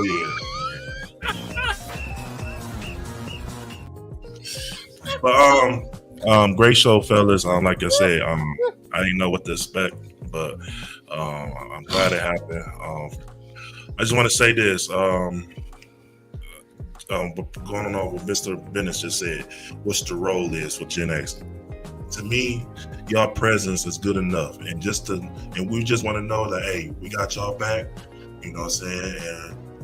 And I just want to know we got y'all back. You know, I don't want this to be a conflict like going against each other. It's not what it's about. You know, just get an understanding. I'm glad we did. Also, millennials, you know, Gen X, you know, they put in the work today, and you know what I'm saying, get the opportunity to understand us. Now it's time to put in the work for the Gen Zs. One thing we can do is me and Tez and CJ, we talked about, you know, let's do a show just to millennials and Gen Zs. I don't know when. It might be kind of difficult to get some Gen Zs involved, but we're gonna make it happen because we got to reach out. That's one of the things we need to do. We need to reach out. You know what I'm saying? One of my favorite quotes by Nipsey Hussle, I got it right here because I want to read it. The highest human act is to inspire. We have to continue to inspire the younger generation, bro.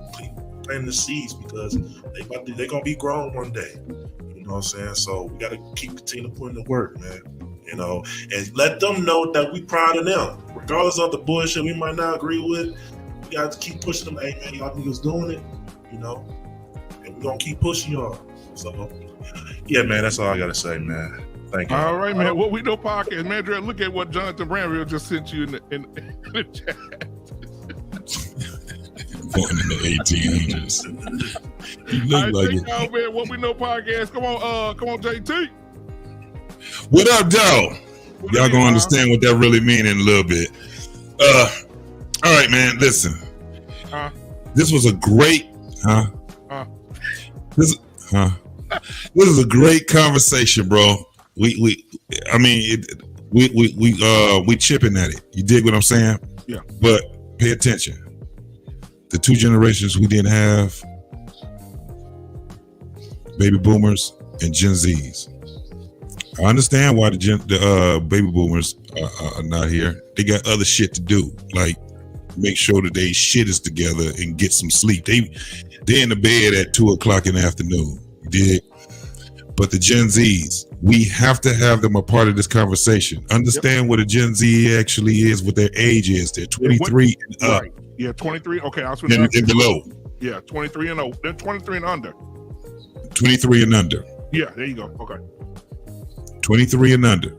And y'all, we actually got along with you guys because of, you know, the transition. And y'all really wanted to know. Right now, Gen Zs ain't trying to hear shit nobody else got to say right now. They ain't trying to hear it, man. And they're in their own planet. Right now, we got to understand that the influences of the world, none of this shit is obsolete. Every part of this world that influences us through TV, through what we listen to in music, to what we eat, and how we influence each other, it affects us. And right now, it's affecting us in a negative sense. So what we got to do first and foremost, millennials, Gen X, we got to stop holding each other in contempt. Tomorrow, we got to start putting those Z's in here because them motherfuckers grown now. They got babies. Is this thing on? They got babies. Come on. So what we got to do is get our shit together, and I'm glad we had the conversation the way we had it. I mean, it is what it is, man. We got to work this shit out, man. But listen, love conquers all.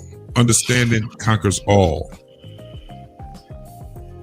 And that's all I got to end with that. Find me and Rob on What We Know podcast.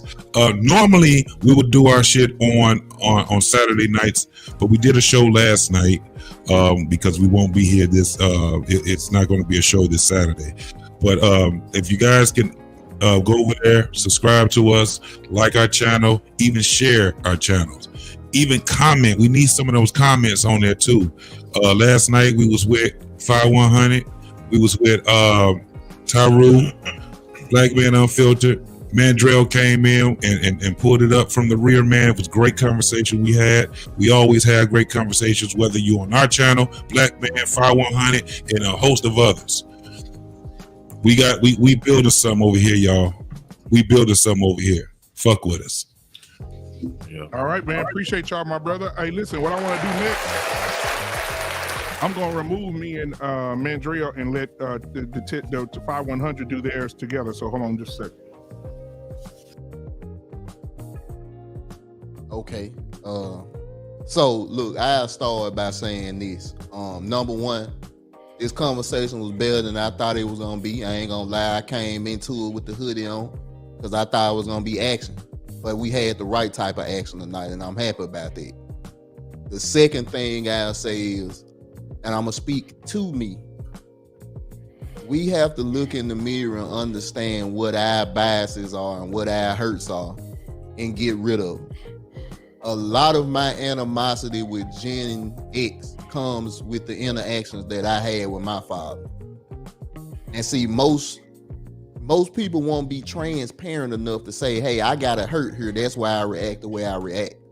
And I do, but I'm man enough to say that. And I don't have a problem with saying it because everybody on this panel, everybody in the chat got the same thing. But the difference for me is now that I know that, I'm able to get rid of it and have this conversation the way I'm having it tonight. My third thing and my final thing is, the title of this was The Men from Then and Now. Millennials, if we the now, we gotta be the now. We gotta be the one reaching down to the Gen Z like, hey bro, I'm here for you. That's why I'm reaching out to schools, so the 5100 podcast and talk to school, talk to young brothers, even young sisters. Because it's a lot of the stuff that I want to save them time that I wish I would have got without using the hammer. You can use the hammer, the screwdriver, the wrench, whatever. I want to use whatever tool that is needed to help out the generation under me. That's all I got. And I agree with my brother 100%. I thought this was a great conversation tonight. I appreciate all the brothers for coming on the panel, being respectful. The passion is not mine. And to Tarus, I want to make it clear, bro. I don't have an issue with you personally. Just as you are passionate about this conversation, so am I. And I wanted the brothers to end this on a good note and not go left. So if you're still listening, bro, it was never a shot at you. I rock with you, you know what I'm saying? We had great conversations last night. But as far as just this conversation in a whole, man, I'm going to talk to Generation Millennial. I think we spent a lot of time on Generation X. So I'm going to talk to the people my age and my age. Swallow your pride, bro. It gets to the point where you get pushed down sometimes. You go through rough things and you don't want to ask for help. You don't want to reach out to the older gentleman, but the people on this panel tonight proved that it's possible. So and I want to give a big shout out to Mandrell. He did Mandrell things less tonight, you know what I'm saying? Thanks. So shout out to Mandrell, man. Much love to you, man. And y'all can go get us at the 5100 podcast. You know what I'm saying? We got it here, we got it here. You know what I'm saying? We represent, man, and we're a global brand, bro. We really want to see Black men, Black women thrive for the first time in our history in this country. So that's all I got. Get the fuck out of here. Yes, sir. All right, man. I appreciate you guys, man. If y'all want to stick around in the back, y'all can, bro. We'll be back in a minute. Oh, wait a minute. Before y'all go. I don't know where y'all thought this conversation was going to go sideways if I'm the one putting it together. Man, that's why we thought here's the thing. Here's the thing. No. Know this. If I'm putting something together, I tap you for something. Y'all laughing. I'm dead serious though. If I tap you about something, I tell you I'm serious about it. This is gonna be a different conversation. One of these days, y'all niggas gonna learn to trust me. If I tell you I'm serious, you're gonna get a different me. You never seen me in that light before. If I'm putting it together and I tell you I'm serious, you're gonna get something out of it. You know what I'm saying? I get up here and I laugh and I joke a lot. You know what I'm saying? I use a hammer a lot. That's because 9.5 times out of 10, the people I'm using the hammer on, they need it, whether they realize it or not, whether the other people watching realize it or not. But I see it. This dude needs a hammer, not a wrench. You know what I'm saying? Yeah, there are times where I see things that y'all don't, and the people I use it on are all the better for it. I appreciate you, Mandrell. Don't get it twisted. Thank you for coming, though. Yeah, no, thank you for coming, though. I mean, seriously, it was something that needed to happen. Yeah, it's something that needed to happen. It really did, and I'm proud of you. You hear me? I'm proud of you. No problem. And Tez, thanks again tonight. And you see anything in my behavior that you need to that you think I need to change? Call me, tell me. That's what you're supposed to do. You know what I'm saying? Don't mind at all being called out. You're supposed to. For sure. Yeah. All right, man. The 5100. Make sure y'all go over there and like, subscribe to the channel, like every damn video over there. Share that video. Send them boys a Cash App over there. Send them boys a super chat over there. Send CJ a midget stripper tonight. Don't do it. Don't do it. Don't do it. Okay, that's too much. Midget lead love too. No, that's right. But why does he need a midget? Mandrell got it. I don't know any midgets. Neither. I know one. Right. I'm looking at one right Hey, now. I got him. I know a midget lady named Have a Cup of Coffee. I'm gonna send her right over your way. But hey, that's 5100. All right, Mandrell, good job tonight, man. I appreciate you, brother, for putting it together, man. Now, I did want to acknowledge before we get out of here, I wanted to acknowledge those super chats that we got late because the conversation got deep, so we didn't acknowledge them. But I will pull them back up. We had, doesn't matter what they seeing, we're going to play it anyway. Let me go to it right here. All right, we had Lipstick Vines, Goofy Animated. Then we had, Queen Smiley. Okay. So but it's for everybody. But Queen Smiley, thank you so much for the super chat. Speaking of Queen Smiley, on Tuesday, the seed has been planted on Tuesday. It's the first Tuesday of the month, so the ladies will be going live, and the ladies will be having the conversation that we just had, and it'll be the traditional woman sits down with the modern woman on Tuesday. So we definitely going to sit down, and I'm excited to watch that one. That's going to be amazing to watch that one. So. We'll see that on Tuesday, and Queen Smiley may put on a better show than Mandrell. We'll see. I'll put a poll up in the chat, and we're gonna see. Okay. So anyway, again, Queen Smiley, thank you, and I'll play this for you guys, and then we'll come back and we'll close out. Let's see what we got. Give a Bobby Brown's daughter. What's for me will always be for me, and I'll get what I always was meant to receive. I gotta wait on it, wait on it, wait on it, wait for it, wait for it, wait. All right. Appreciate that. Appreciate you, Queen Smiley. And thank you for being here tonight. Again, y'all check out Tuesday. It's going to be Let the Ladies Speak night on Black Man Unfiltered Network. So the ladies going to be bringing it. Again, Mandrell, thank you for putting this together, man. Thank you for being a part of Black Man Unfiltered Network. Make sure y'all check out him as well on Tuesday nights here. He's here on Wednesday nights as well with his own show, Unapologetic with Mandrell and Shushu. Which is also a great content. So you guys come and check Mandrell out. Mandrell, what are your final thoughts, my guy? Final thoughts is I put this together because it needed to happen.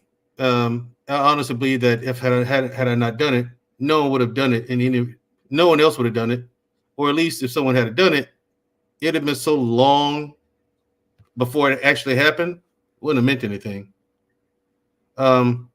Taking initiative is part of being a man. Being assertive is also. You know what I'm saying? I'm glad we were able to at least break ice tonight, as opposed to with any other conversation we've ever had at any time. Like, this was actually a productive conversation. You know what I'm saying? We got a lot of understanding. Queen Smiley says, mad respect to Mandrell. I love the growth. Thank you very much, Queen Smiley. It's the first step was understanding. And notice I didn't tell any Gen Xer what to say, nothing. Here's what the topic is. Here's the date and here's the time. Can you make it? Yeah, they said, yeah, I can make it, you know. And so they came, and I ain't tell them what to say. First thing out of their mouths, when I first asked them, "Hey, we weren't there.